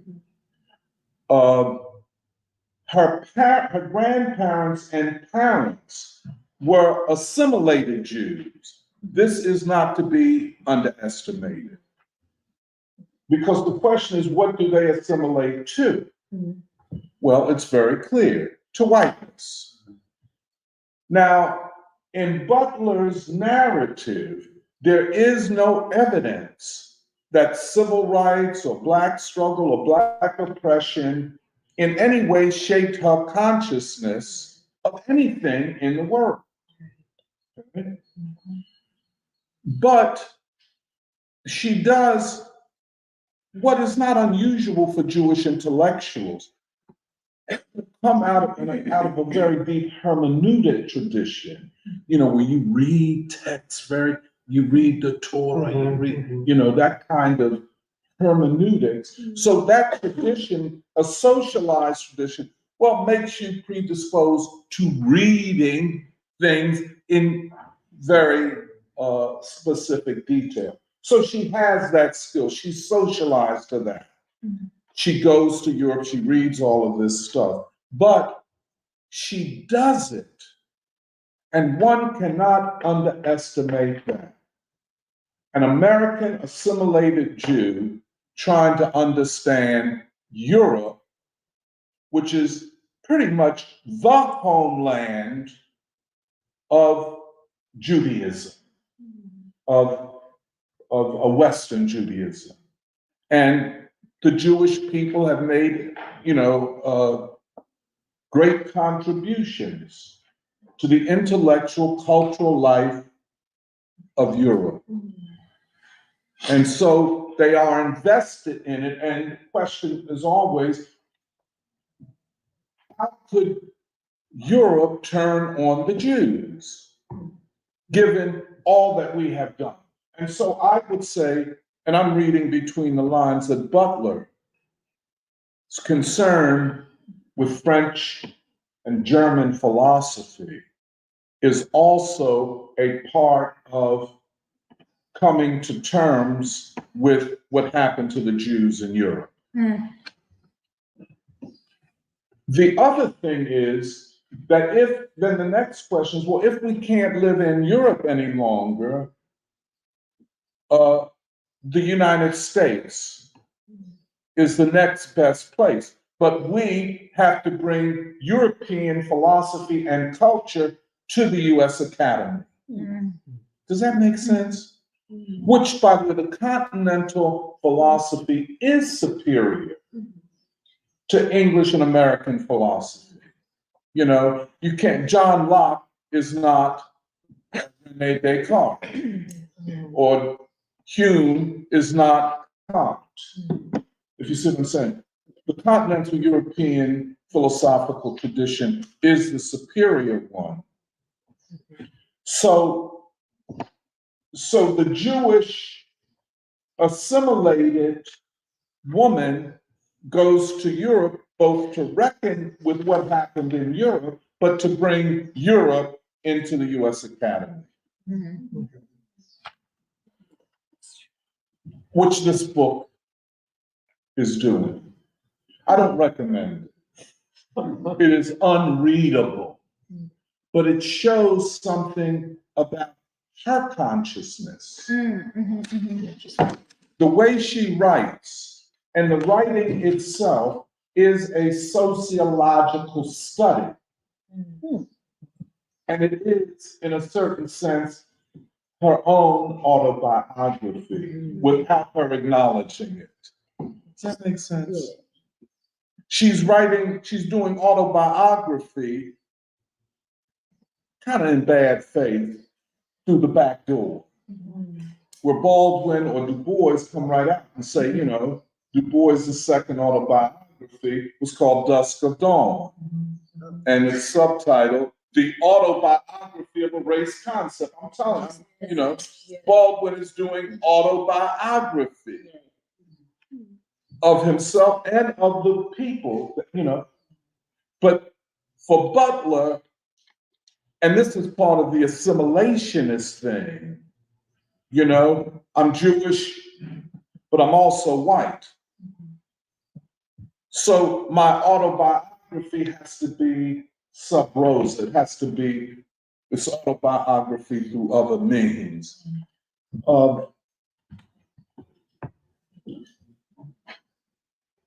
When she talked, and forgive me, I'm gonna go quickly. When they talk about phenomenology, they're talking about an epistemology, a way of knowing the world. How does the world present itself to me, and how do I know it, and how does society shape all this? These are phenomena. Hegel called it phenomenology, which is really his epistemology, his theory of knowledge. But what is missing when they talk about phenomenology and epistemology is ideology. And this is huge in Butler going forward. Her second book, called Gender Trouble, published 4 years after this one. This book secures her position in the elite academy. Her second book secures her position as a public intellectual. By public intellectual, that doesn't mean she speaks to the public. That means, don't get it twisted, Right. or even concerned about the public. Right. You know, it is that she is addressing a burning question. In this case, a burning question for the elite, not for the masses. And I think as we look at her, we will see that ideologically, she is on the side of the ruling class of this country. Because when she takes up public questions, except in this current question of Gaza, but she has never stood forthrightly for peace or against poverty or for the change of society. She is perhaps the most important theorist, maybe, of gender and transgender.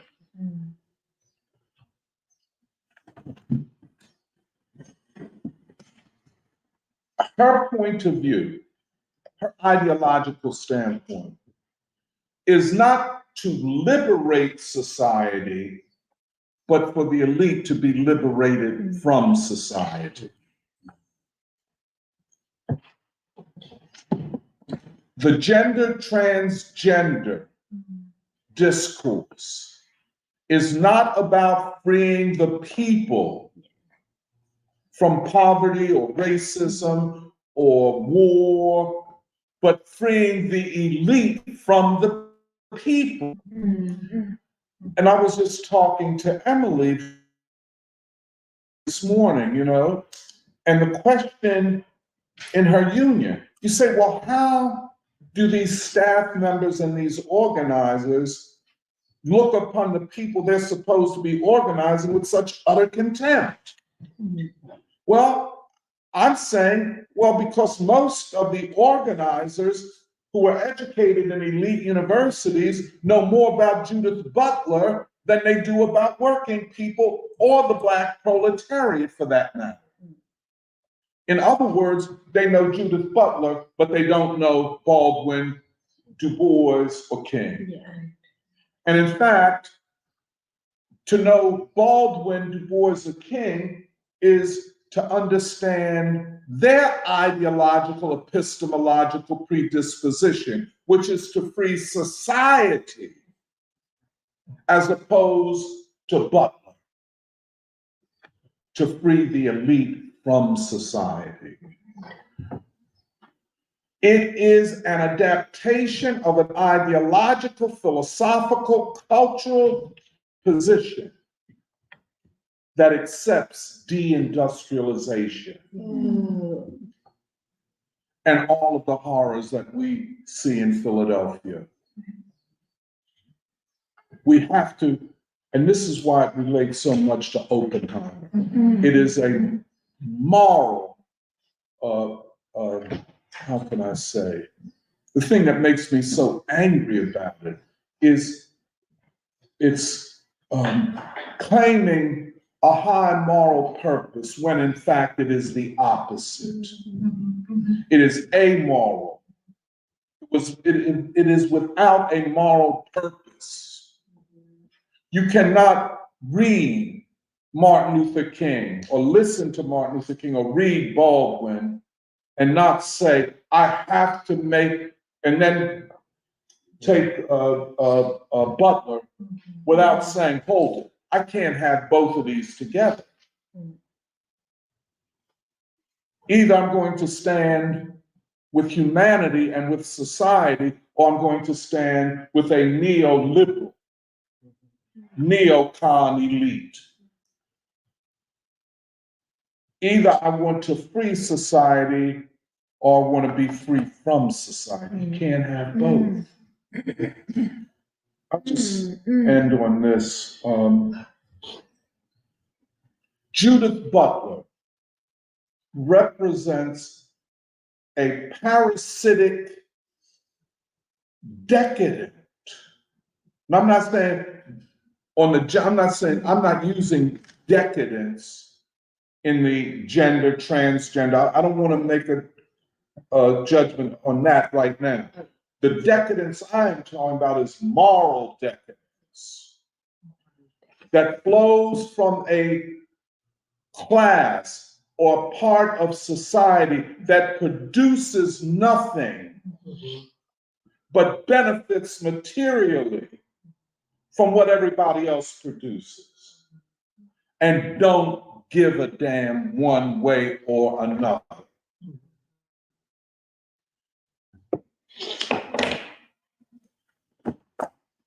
From the time of the writing of this book and her dissertation to now, Judith Butler is the exact opposite of what an intellectual should be.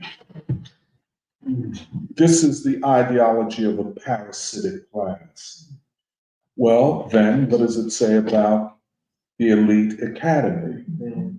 You cannot go through the liberal arts college or whatever they call it, anywhere in the elite without Judith Butler everywhere. So a whole, at least 2 generations of bright students have been socialized to adopt a parasitic sense of their relationship to the masses of people in society. She is not trying to change society, but to make society, quote, livable for elites. To create, as we see with the University of Pennsylvania, which is nothing but a parasitic institution upon the people of Philadelphia. They pay no taxes. They benefit from the people who work there, who are underpaid. They gentrify. So it's a parasitic institution, and everybody that benefits from that parasitism is decadent.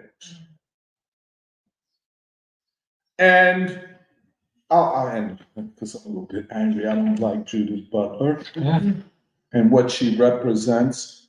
I think her philosophy has undermined and destroyed at least 2 generations of college students. And, you know, I come to this conclusion in being in the free school and knowing you all and the struggle to overcome your educations. And it is a tremendous struggle. And I admire you. I mean, I really do. Because you had to come to an alternative. And you had to make a moral choice. So people say, and I know Samir said, you know, he knows those people that always talk about, well, the free school ain't doing the work. We're doing the work. Well, what work? What is the purpose? What is the moral condition of the so-called work you claim to be doing?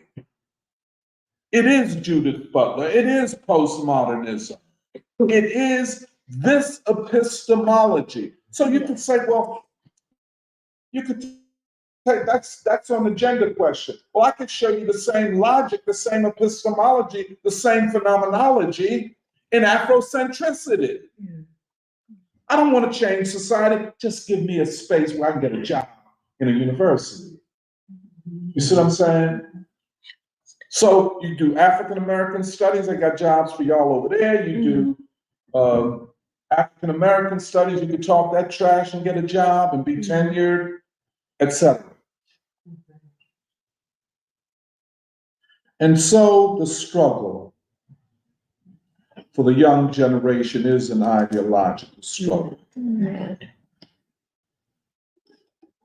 To overcome the images produced of politicians, intellectuals, and for the most part, pseudo-intellectuals, journalists, entertainers, celebrities, filmmakers, all of whom embrace the same ideology. That's why it's so interesting, and I'm learning this from Jerry. When you study the films, all are pretty much the same ideologically or epistemologically. You know, I mean, some are better, of course, if they're funded heavily, like the Oppenheimer film, but it all has a similar message. Nothing you can do, nothing is going to change, and for God's sake, forget about King, forget about Du Bois, forget about Baldwin. So much so that Baldwin is not really taught in gender studies, which they tried to appropriate into and then they found it couldn't be done, nor is he taught in African American studies. You know, he's not taught. And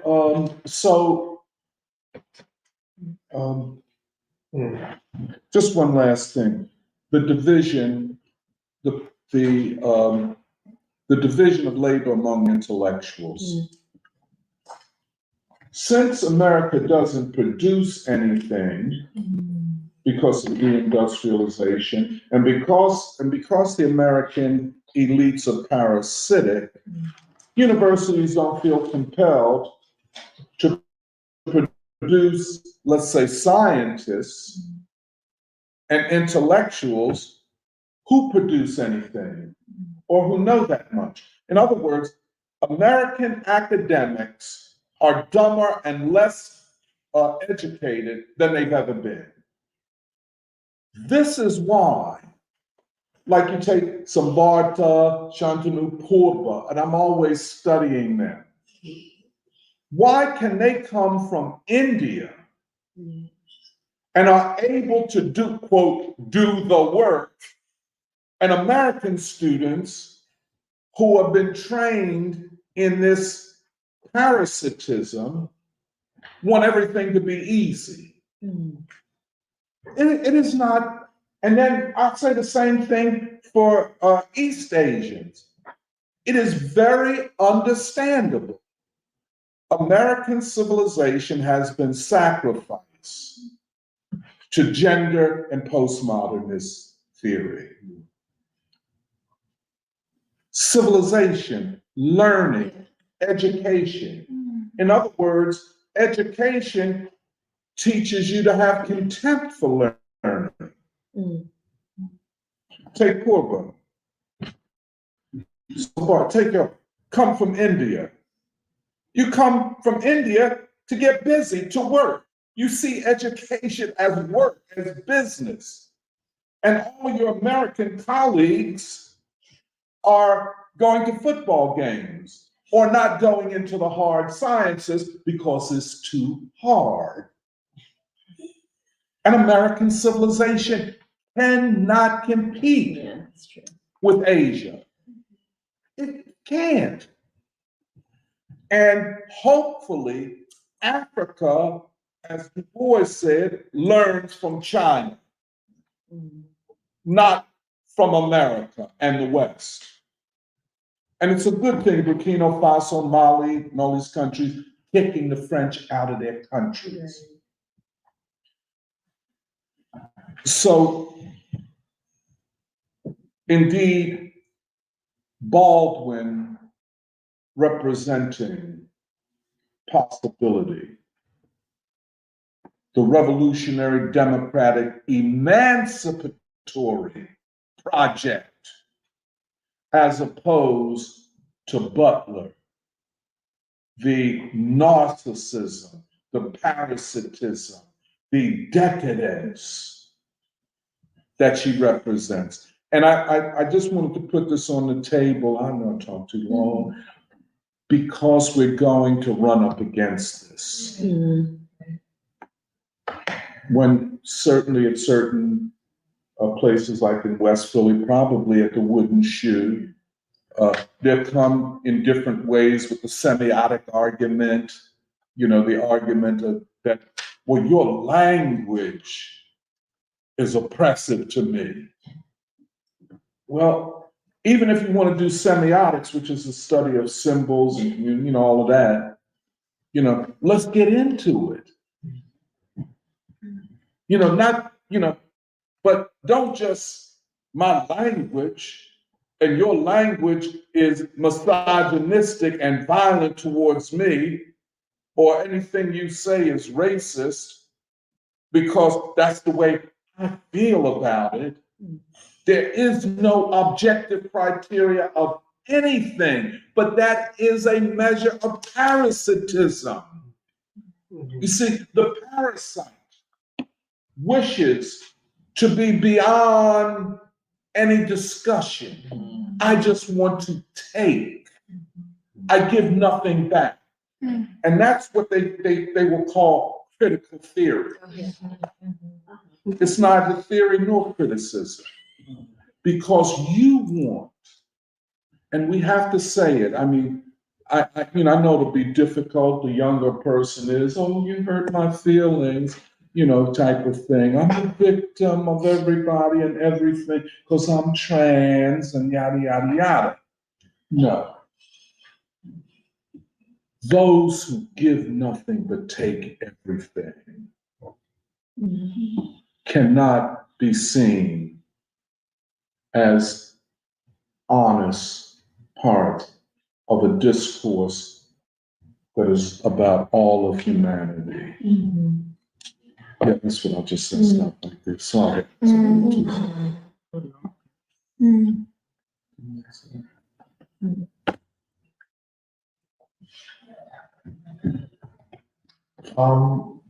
Just real quickly, there's another professor at Rutgers whose name I forget, who I think wrote an essay or a book called Assemblages of Homo Nationalism. Oh, Jasper.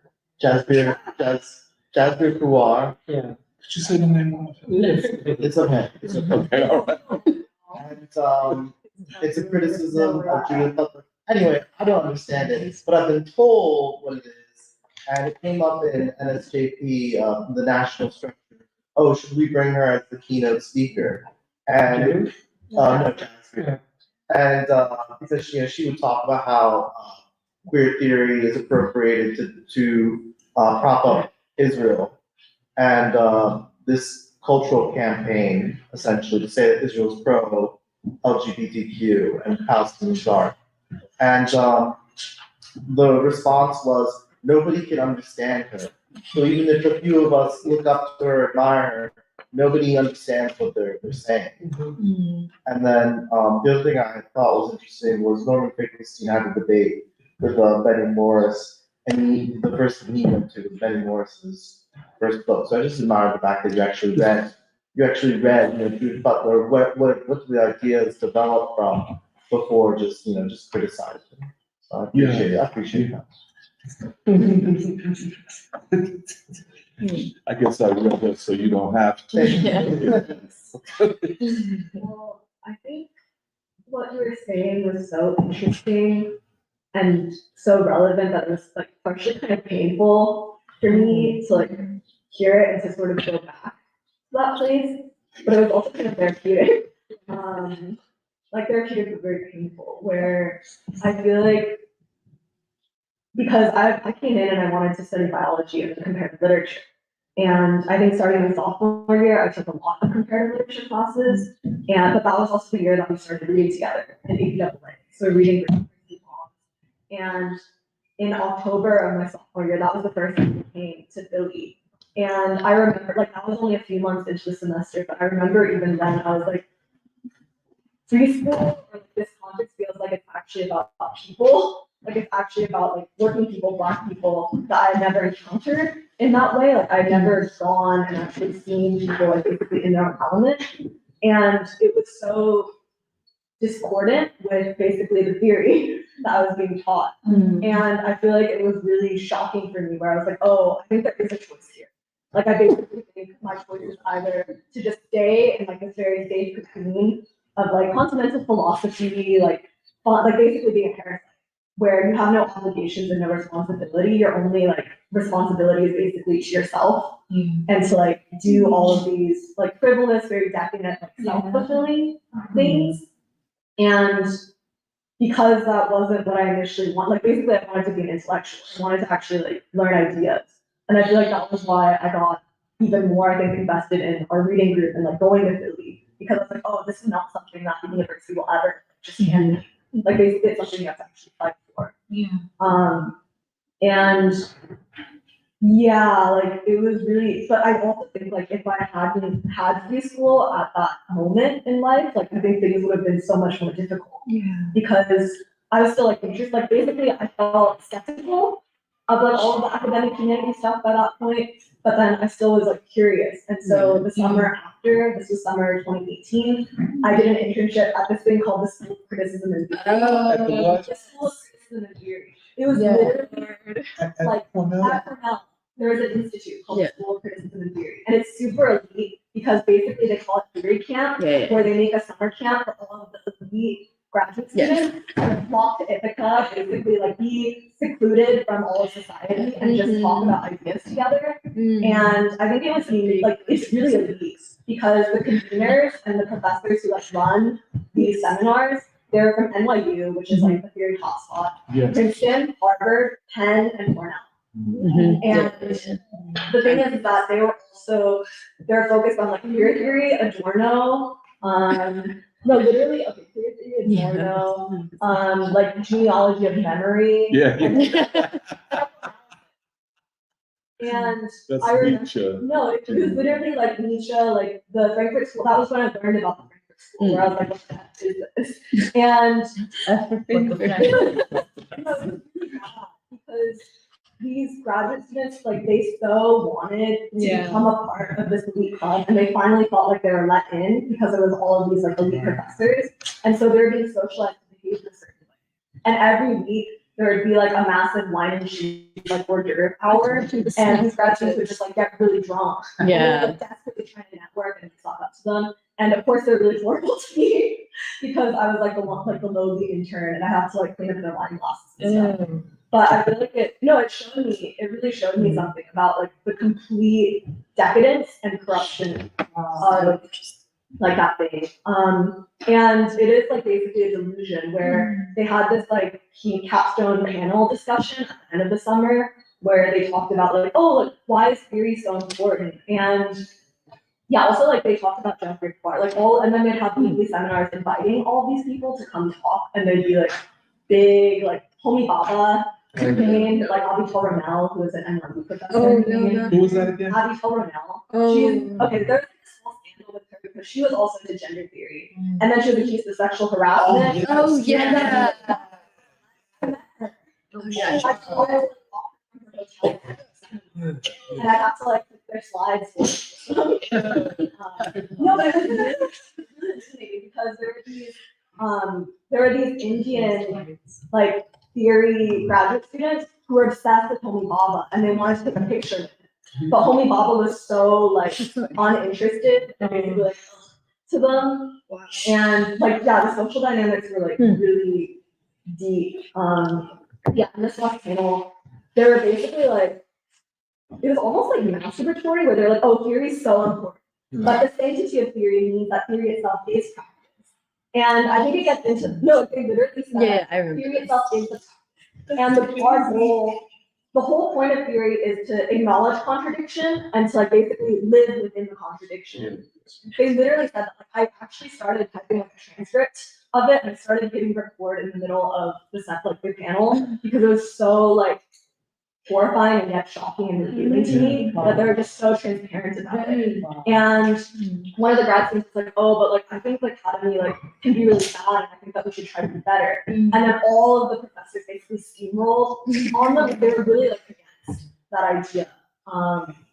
And yeah, it was really, really interesting. And it stuck with me even then. Thought one of the professors was a professor at where I was like, oh, this is clearly a certain relationship. Yeah, like there's a certain relationship. And yeah, like this thing like theory's dead. They thought of themselves as like the vanguard. And yeah, and I don't know, like it was just really deep. But I also think the Judith Butler connection is important. Oh, I remember what I was going to say. Because this thing of like theory itself is practice, I think is actually very similar to Judith Butler's idea of like gender as a performance. Because the whole point is basically this thing of like speech acts, where like by saying something, you like you basically put it into action. And so then the role of the intellectual is simply to say things and to like create a new reality without having any tether or any actual responsibility to society or to the actual state of things. And it was really, because I also think that is basically the attitude of intellectuals in general. Like in Asian American studies, like I saw it. And anyway, by the end of that summer, then junior year, I had to take my core class for comparative literature, and it was called Written on the Body, where it was literally just about people like writing things on their bodies, and it was supposed to be people written on the body. So it was about like tattoos, like bodily modifications and things like that. That was the class that all majors had to take because it was supposed to be the creme de la creme of like all the theory you needed to learn. And so it was really also based on like trauma theory. And I think at that point I was like, I only had like 2 courses left to finish the major, and I was like, I don't want to do this anymore. But I ended up just following through with it and finishing it. But the really sad thing too was that I couldn't really make any friends in the department because, and it was sad because sophomore year, like the beginning of junior year, the conflict department loved hosting like these wine hours, and there is this socialization that like happens where you so admire these hotshot star professors that you desperately want them to like take you under their wing and write you a rec letter. But to do that, you have to like so debase yourself. And everybody knows that these professors don't give a shit about undergrad in particular. And so the undergrads would stand in a circle and the professors would like not even acknowledge us. But then eventually people would peel off and still try to like curry favor with these different professors. And one of them is like Kathy Cruz, who's like this, she's like one of the leaders of trauma theory. And this girl in my cohort was writing a pamphlet senior thesis. She would complain for like hours when we worked together about how Kathy Cruz like wouldn't respond to her emails, like wouldn't like talk to her, told her that her draft was like absolute trash, and yet she was so dependent on Kathy Cruz for a rec letter. And then she ended up like going to Princeton, and now she like goes to Europe all the time and is having a great life because she struck that deal. And it was also really sad because there are a lot of young East Asian men that comparative literature into theory, and and they become really detached and really cynical, and they were in a particular position because they knew that they weren't respected by the white professors. Like they knew that, and they were sort of bitter or resentful about it, and yet they would still sort of have to go. Like they felt like they would have to go in that way, and it made me really sad because I was like, don't you know that like your gifts, like your abilities, could be actually used for something much greater than this. And I feel like you even know that, but you're scared, or like you just can't take that leap. And because basically, like I think comparative literature, like continental theory, is like actually pretty evil. And like evil, I think actually is the word. And Foucault. And people, I mean, even can I just interrupt? Just academics who have already begun careers in literature have to spend years trying to figure out Foucault, because Foucault is necessary if you're going to be taken seriously. Now, Foucault, French, first of all, translated and then transition from French. Come on. And what makes, go ahead, when you do something, go ahead. It's really important actually because part of the Avital Romeo scandal, basically, she was accused of sexual assault. But the other thing is that she was a comparative literature professor at NYU, and she was supposed to be doing French and German theory, but she would force students to read French theory, but they didn't know French. So everything would be read in translation. And that was literally her like ideological goal at NYU, to force them to become more invested in French, like specifically Foucault. Also, she was personal friends with Derrida. And the thing is that they do try to punish you when you go against it. Because I remember we took a course called Race in University, and we had to read Foucault. And at that point, Jeremiah and I were just like, we're done. Like, we're done with this. Like, we're not doing it. And then that was the only class I ever got not an A. And it was because I think I took such a small and also against basic theory. So say that again. It was the only course that I didn't get an A. And it was also the only course that I actually went to every single class. And like actually was prepared. Like it doesn't really matter, but it was like I knew that like I Yes. And then one last thing is that in The Fire Next Time there's this Baldwin quote where he says, like white Americans have supposed Europe and civilization to be synonyms, which they're not, and have been distrustful of other standards and other sources of vitality, especially those produced in America itself, and have attempted to behave in all matters as though what was East for Europe was also East for them. What it comes to is that if we, who can scarcely be considered a white nation, persist in thinking of ourselves as one, we condemn ourselves with the truly white nations to sterility and decay. Whereas if we could accept ourselves as we are, we might bring new life to Western achievements and transform. And I feel like that's really important because I feel like there's this perception that continental philosophy, especially the French, are like more sophisticated, and that therefore like that's our heritage or like that's where we should take up or pick up from. But I don't think that's true. And I think like Baldwin is an actual theorist. Or like his philosophy is actually just as sophisticated, but it finds a way through the complexity and the contradiction to actually have a way out. And I don't know, this is also incidental, but there's an Asian studies comparative literature professor that I had who was kind of quirky.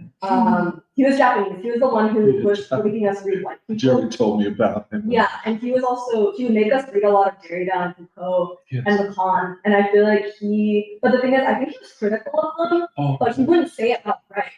And I remember he had Baldwin in his syllabus. And the interesting thing was that it was about race, but it was also actually about like identity, like the mirror, basically epistemology.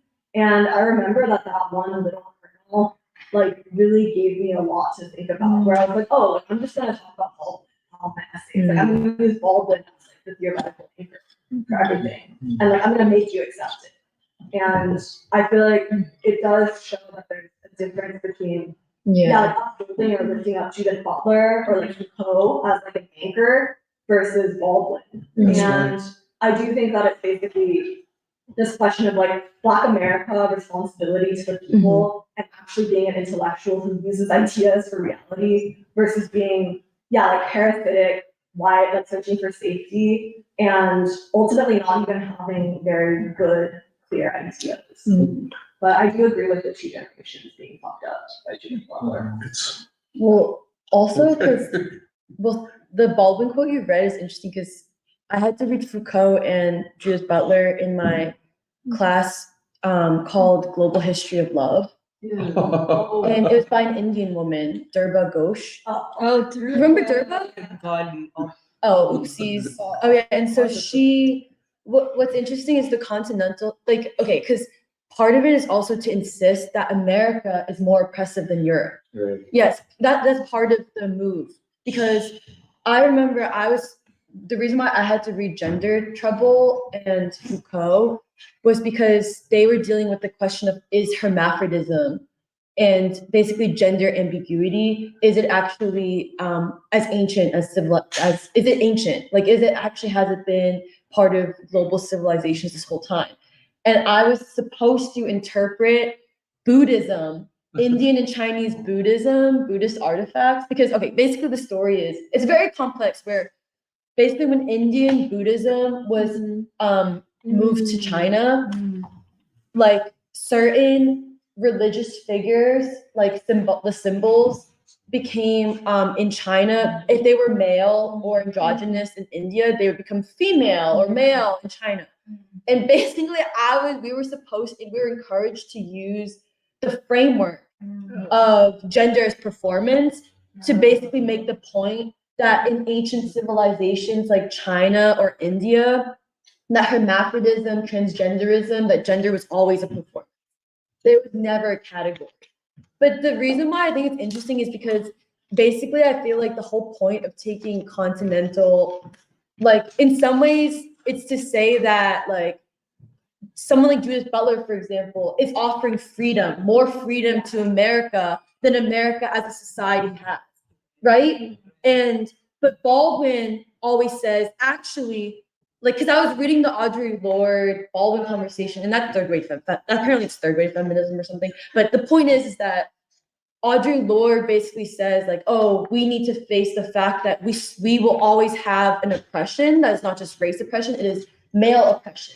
And Baldwin says, I don't understand because actually I don't believe that, I think there is individual acts of violence, but actually I would say there's still one oppression, and that is the oppression of Western standards. Yes. He said it's the oppression of Western standards that makes Black men act a certain way, forces them into a trap, and also makes Black women and children have to pay a certain price they don't deserve.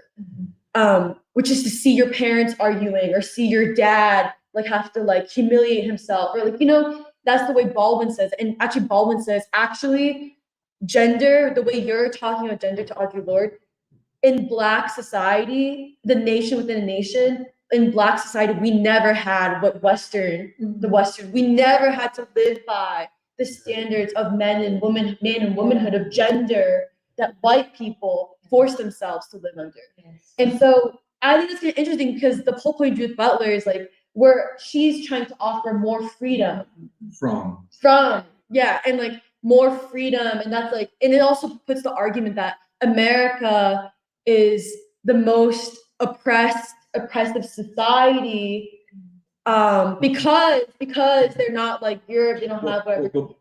But the point of Baldwin is to say that actually, no, America could be the most free society because of Black America, because the standards of Black America, what Black America can show for every, like the whole society. Yeah. And in actuality, no.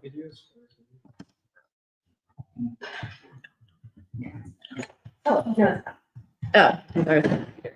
Yeah, and so, This is very. yeah, and so it's kind of Can I just say something? First of all, it's a romanticization of Europe. Yeah. And really a romanticization of whiteness. Name of freedom. They have, and that's what Baldwin, when he says European standards, he's talking about the white supremacist standard. And this is what was making me so angry, is this Judith Butler, and Noor, you probably picked it up, y'all probably pick it up in reading her and in the professors interpreting her. The arrogance that he can just dismiss. This is why this historical chronology is so important. The real freedom struggle, the American Revolution, Reconstruction, so suddenly here this white woman, is going to dismiss, erase all of that, and hence the whole Black community. We're not even in, because how do you get from Europe, Europe to John Coltrane? No, it don't go that way. Nope. It's the anti-slavery struggle to John Coltrane, to Duke Ellington, to Aretha Franklin, American culture, if there is to be anything. And it is, I feel exactly what you're saying. It is, for any Black person, it is humiliating because we have no history or no ideological history worthy of being considered. So since white America can't produce shit, they gotta go to France and find this fucking guy Foucault. And all of these books that, it's just lectures and shit that somebody put together with all of this language that has nothing to do with this.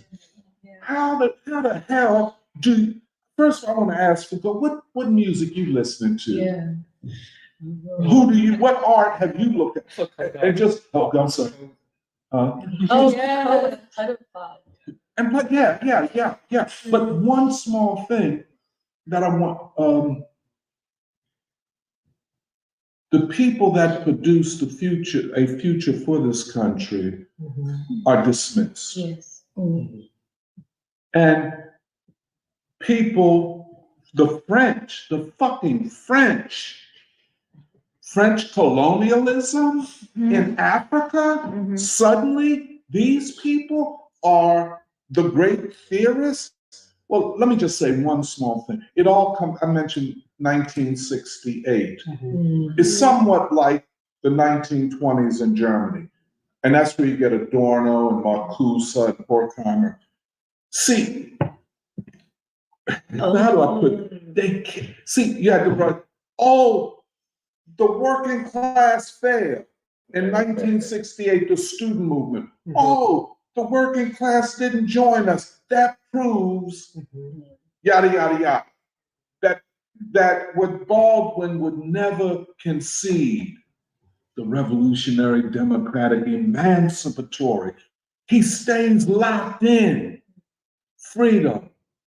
These motherfuckers gave up on it, and thus that pessimism, that skepticism, and that's why they want to be free from the people. Not to free the people, but to be free, because they always felt, and that goes back to the 1920s in Germany, that the masses failed then. It is the masses it is grotesque beyond words. I'm sorry, Jerry. No. I was just getting really excited because I feel like part of what you were saying also made. You remember when I first met you up at Cornell? I remember. And you were so depressed, and you talked about that course with the Japanese professor. Yeah, little did I know, maybe he was actually saying something. Yeah, but what you were saying, it made me think about how much over the past, like 2 generations, the way that academics behave, how much it mirrors how, let's say, the financial oligarchy behaves. The way, it's almost like the way that like financialization has created a financial elite who only speak a language to each other, but like what supports that economic structure is basically nothing at the end of the day. But it's only the belief in it which sustains it, and that's part of what has happened with financialization, where it's no longer about like a productive economy, but how much money can you make by basically lying to people and creating something that exists purely in a parasitic form, like you were saying. That is the exact way that academics behave. That's the exact way also that the academic class sustains itself, and I feel like. Yeah, I feel like we were all kind of traumatized by like the whole deconstruction, the postmodern thing. But like the whole point of it is like it's almost like all these professors, like they're drawing you in and they're basically trying to get you to buy into this what is essentially a grift, what is essentially like a whole world in which you're being sucked into interpretation and hermeneutics, the interpretation of text. You're being sucked into a language which is deliberately obscure, deliberately confusing, and it's constructed in that way. The sentences that someone like Judith Butler, the way that she writes, it's deliberately designed to be confusing and obscurantist, and to make you be like, oh, like I need to understand what these people are saying. Therefore, I'm going to be like plunged into that world. And I feel like all of us went through some, like those of us who were part of, kind of exposed to that, we went through a similar experience where I had to take a course with 2 professors, one of which was, her name is Kathy Carouse, who I think they also met, who is one of the premier theorists of trauma theory. And I was also very drawn to trauma theory because of the personal stuff I was dealing with. And but I remember I was having this course, and similarly we were all reading together at the same time. With our reading group. And I remember very, very clearly there was a moment where I think one of the professors said, all of you, she was referring to the students, all of you came to this class and you came to the university looking for theory, which was essentially you were looking for the promise of truth. And I, as a theorist, as a professor, am never going to give you that. Actually, I remember I wrote a blog about it. Yeah, it was like, it was like, so the quote was, all of you came to this class and came to the university with a desire for theory, which is the promise of truth. This is a promise which I, as a professor, have no intention of fulfilling. But like they're telling you that stuff, but it's meant to be kind of like tongue in cheek. Like, no, isn't that so provocative? And isn't that so interesting? And I remember I wrote a blog about this back in the day because there was another moment where I think one of the students, like one of the good students who's like catching on to it, is like said something which was like, just because you fight for something doesn't mean you have to have a philosophical justification for it. And the professor agreed in like a smiling, like, like knowing way. You get it. Yeah. But I don't know. I don't remember because like at that point in the semester, I was just kind of like writing things down that they were saying because I knew that I had to regurgitate it like at the end of the semester with like the end of semester papers. But I was like, wait, like no one in this class thinks that that's like a moral obscenity to say that like you can fight for something without having any kind of justification for it. And I just remember I was like, I can't do this. Like I can't do this anymore. Like I can't like live in the same reality as these people because what they are constructing is an entire reality, a whole system of reality, like Baldwin was saying. And the last thing I wanted to say was in 2020, Judith Butler published a book called The Force of Nonviolence, which was also kind of emerging from the BLM milieu. And I remember Doe went to a talk by Judith Butler at the time. Who was that one? Doe. Doe. was a talk by Judith Butler in New York City at the time. And you would think that Judith Butler talking about nonviolence would be like drawing upon King, obviously. But actually, the whole move that she's making is to displace King. And it's really interesting because I found this interview that she did with the Boston Review, where the interviewer keeps prompting her to be like, oh, like, aren't your ideas about nonviolence also in conversation with King? And then she's like, I don't know. And then she's like, but she keeps deflecting. And ultimately, like, the point that I realized is that, yeah, like, actually, she can't deal with King. And she's not able to deal with King. And actually, she doesn't take King seriously.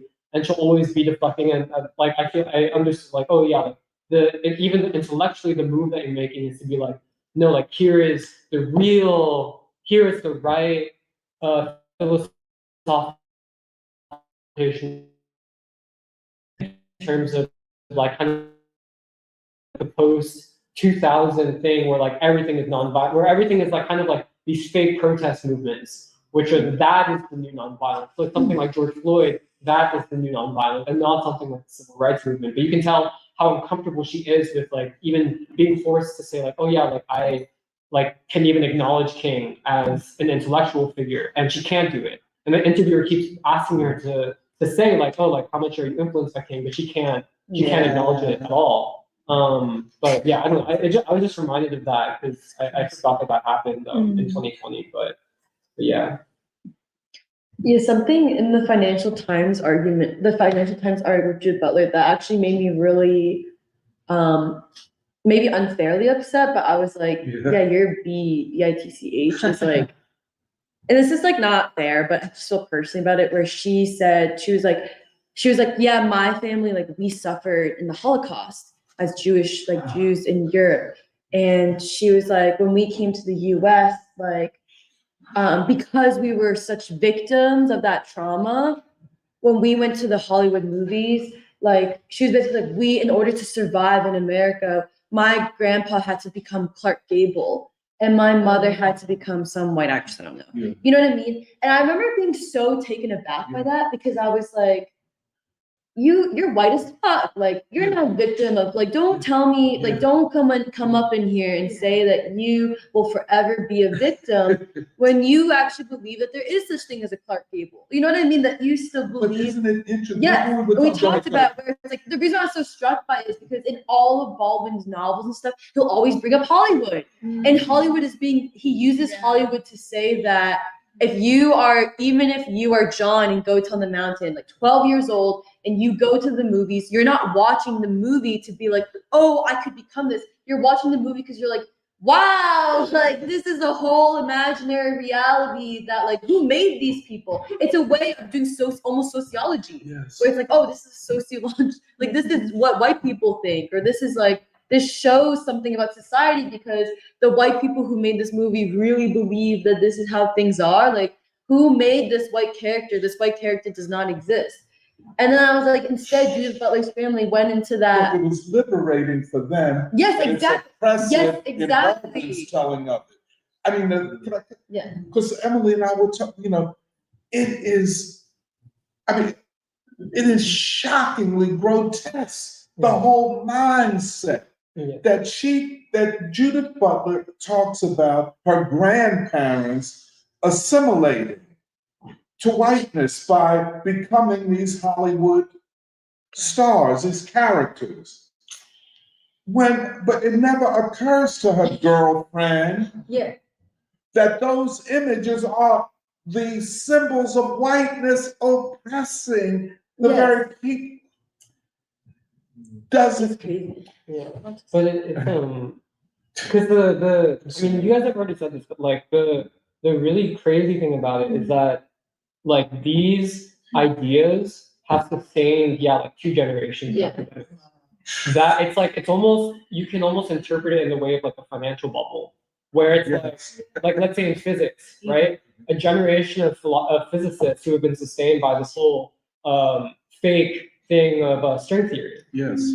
But it's like that has sustained so many physics departments across the country. Same thing with the humanities, like 2 generations of academics who have been sustained by postmodernism and by Derrida and by Foucault. And it's like only just now that like that bill is coming due. And interestingly what happened even during the pandemic was a lot of the academics who espoused Foucault then suddenly were at a loss because Foucault's whole thing of biopolitics would have critiqued the COVID lockdowns. And so all of a sudden, all these academics didn't know what to do because they had been buying into Foucault their whole lives, their whole careers. And suddenly it's like, you're not like, even your own godfather of like governmentality and biopolitics, all these like bullshit words, like you can't even use that to justify your own like political thing, and like that it's all like a scam, like it's all built on nothing. And it's all built on like empty words and empty ideas that don't actually mean anything. When you peel back the curtain, you're like, oh, like there's nothing here. It's all just people just talking out of their butt, and like they know that they're doing it, and their whole thing is like, oh, I know I'm doing this, and I'm gonna bring along a generation of like actual curious young people who want to actually like be involved in like this what I feel like is our idea of what an intellectual does. And then you're dragged into this thing, and like you're kind of vaguely aware of it, but you don't have any other sense of like there's no other option. I have to play into this version of a person that they need me to be. Well, another thing that I was thinking is this becomes easier to do when you have erased from the lives and the education of young people a sense of their identity and their history. I mean, it's hand in hand, right? On one hand, like even what Alice, you were saying about what Brandon tells these kids about being a Vietnamese man in this country, where you're supposed to feel like, oh, I come from a people that's backward, or coming from Black people, they're backward, they've not produced anything. So you create this like nascent mind, which has no sense of what came before and what produced them.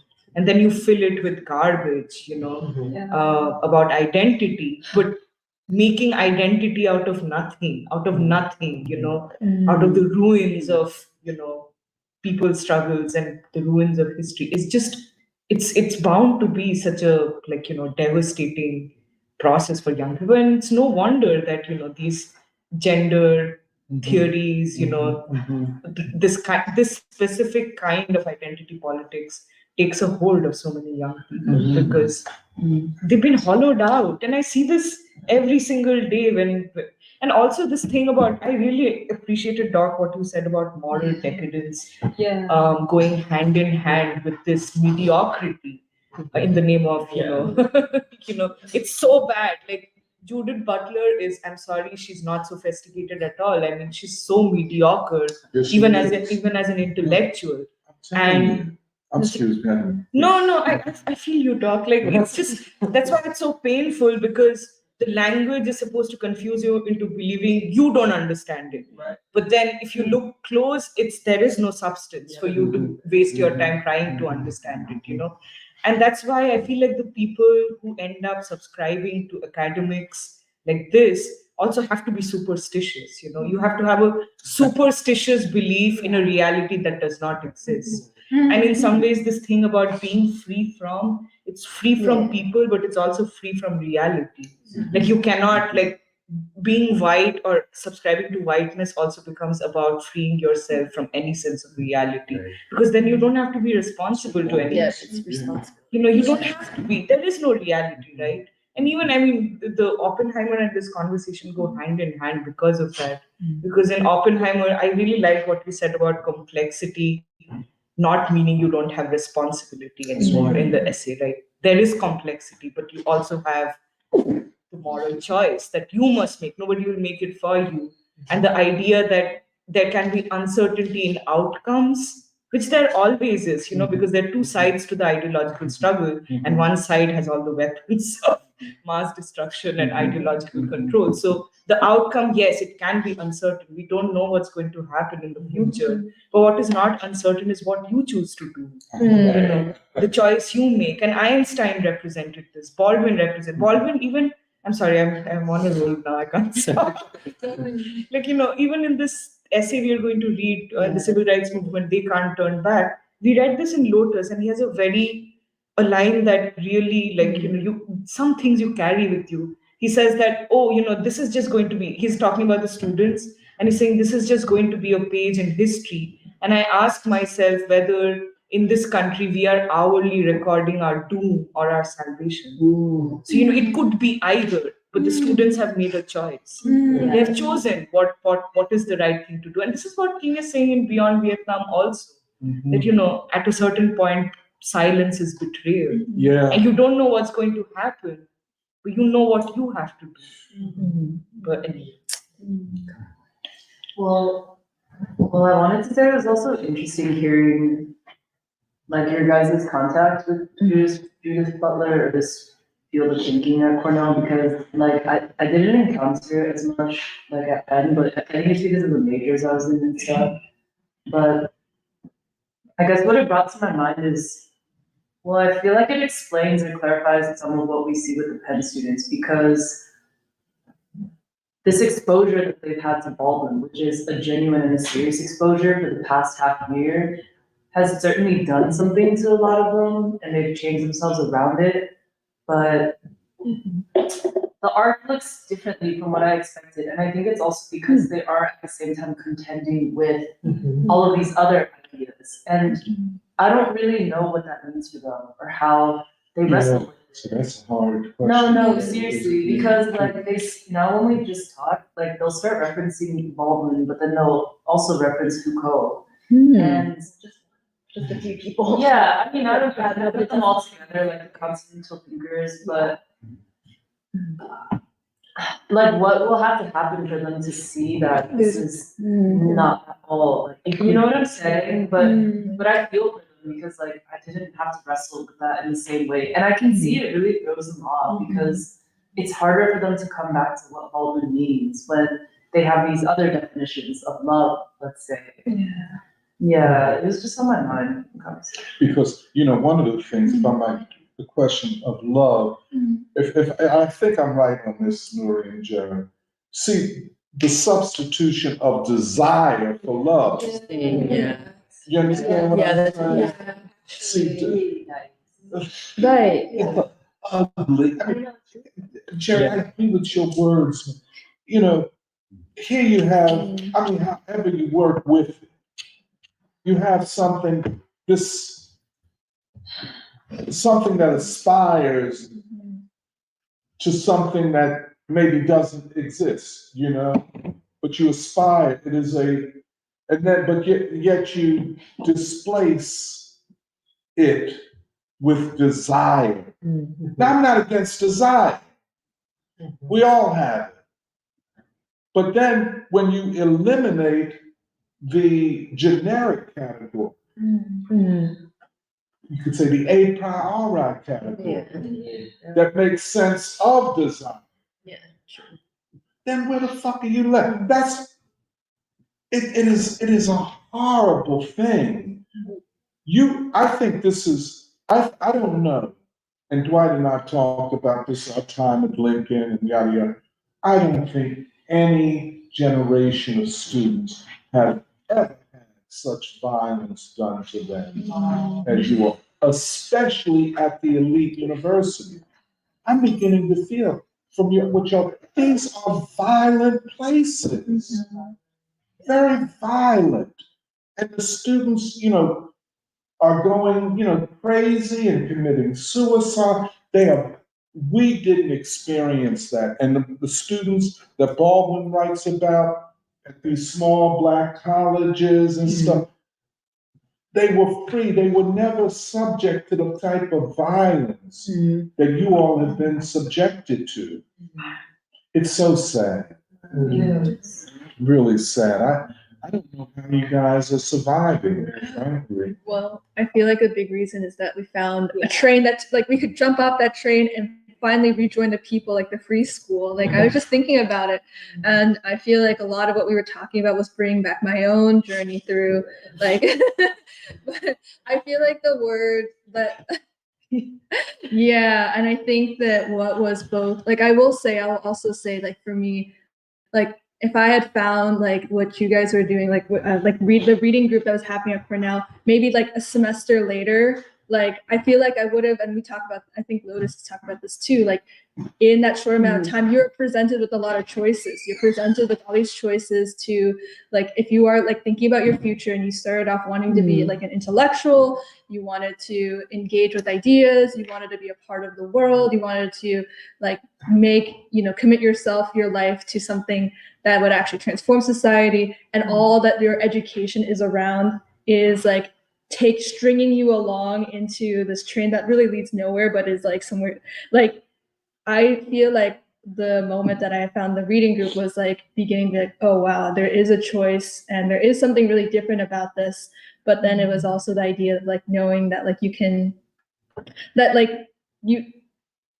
make a choice, and then jumping off and being like, wait, there's so much more to life than like subscribing to these ideas. And also I do feel like it's very obvious that it's like, it creates a lot of pathologies too in the people who, like, that's why there's like in the professors and the students, you can kind of tell that like it also like reflects like in the choices they make, or even, but I feel like the word that I think a lot about, like the phrasing of like King was talking about, like a butchery of our conscience, like that came up so many times, and I was just reflecting on this journey, and I feel like I don't know, like there's also something to be said, and I'm not like fully like ready or not fully putting this all together yet, but like the idea that this also is a huge deal in like art history, this idea of like you're looking, and instead of like the natural category like witnessing or like bearing witness,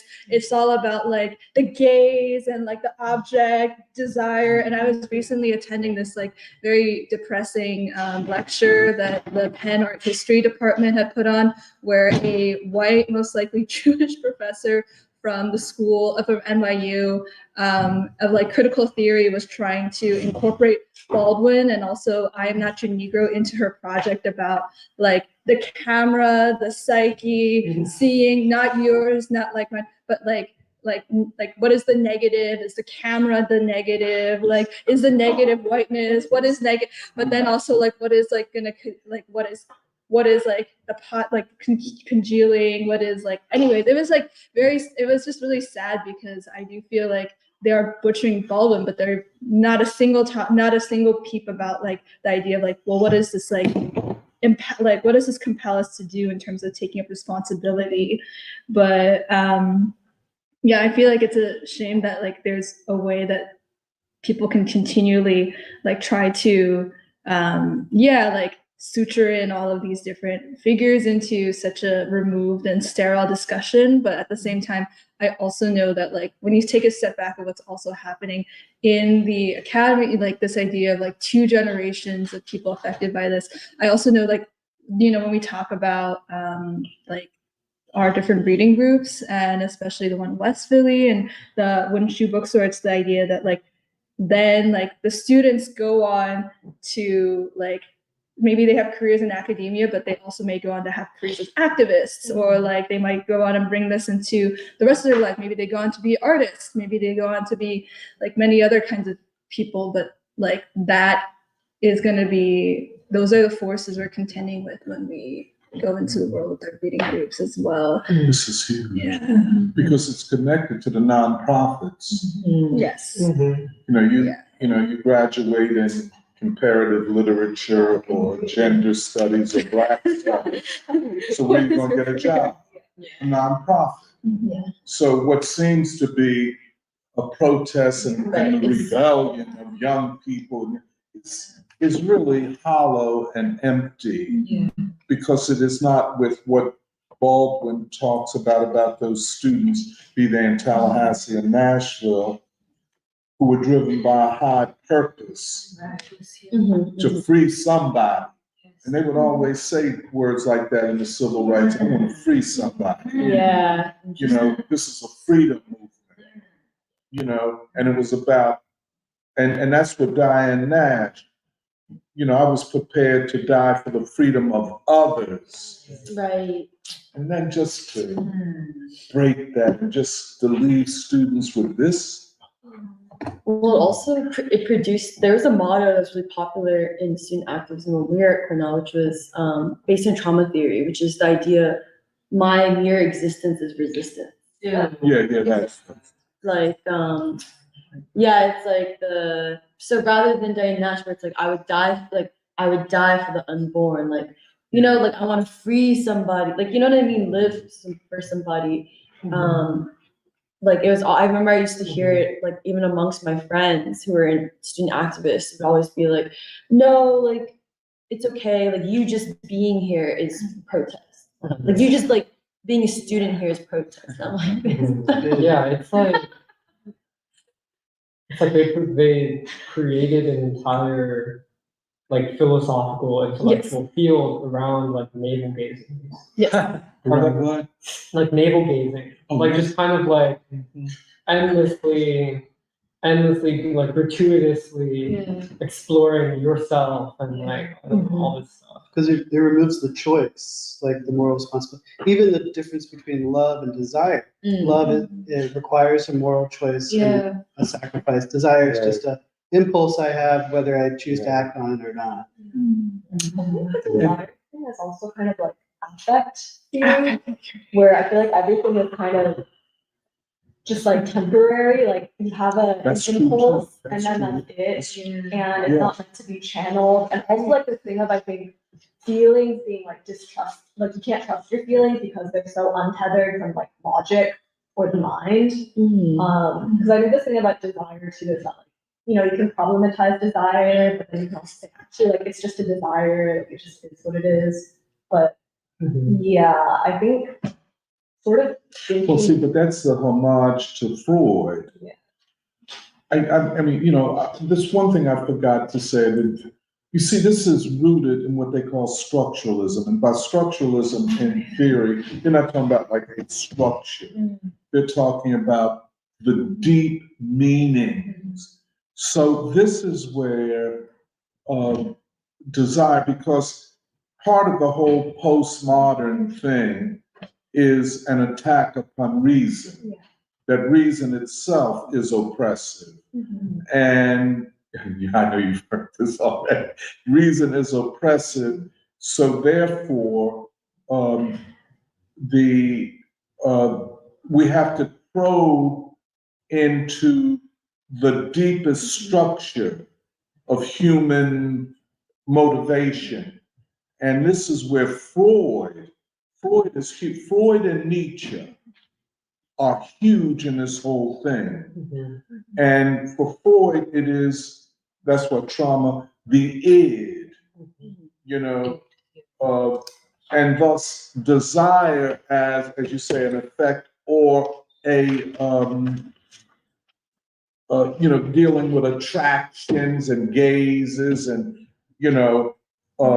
the art itself ceases to be what the artist wanted it to be, but is now, it is, how did they say shit? I forgot this language.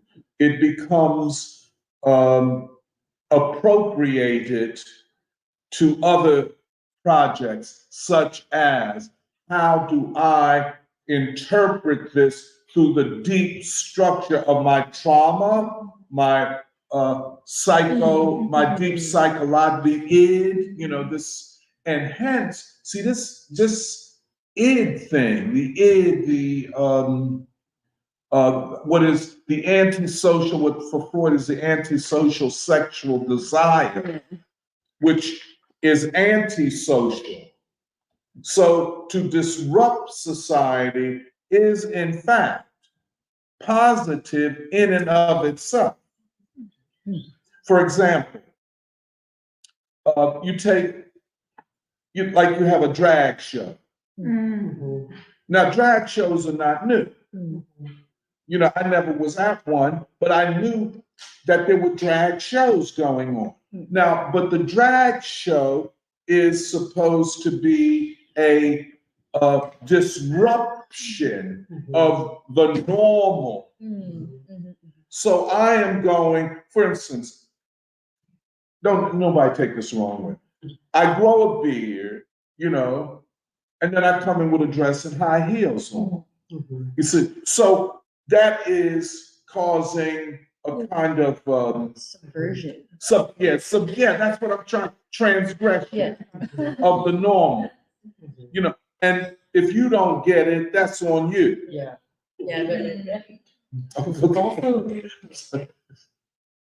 Well, because the other thing that they do, and it fucked a lot of young people up on this question of trans. Well, I'm sorry. Because the other thing that is very common, and actually Judith Butler, when I was reading her interviews, she does this a lot with her is they regress from talking about Black men and women to the Black body. That's right.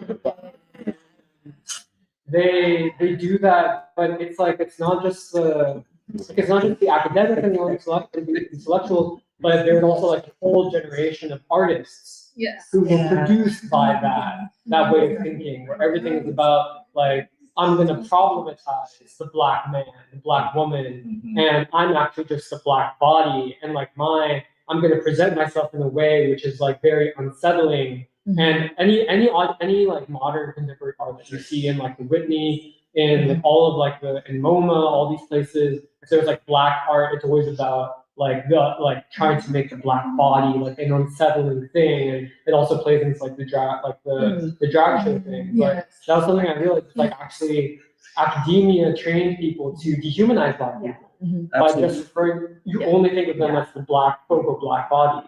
But it's presented as something which is very progressive, which is. Well, could I just add also the way that like woke or progressive pen students are ever taught to relate to Philadelphia is through the idea of the black bottom, which was when Philadelphia was West Philadelphia is like basically like a victimized like ghetto neighborhood, and like the more you learn about Black, you guys already know, like it's just very, very victim based, and they always call it Black bottom. I've never heard a Black person call West Philadelphia. Hell no.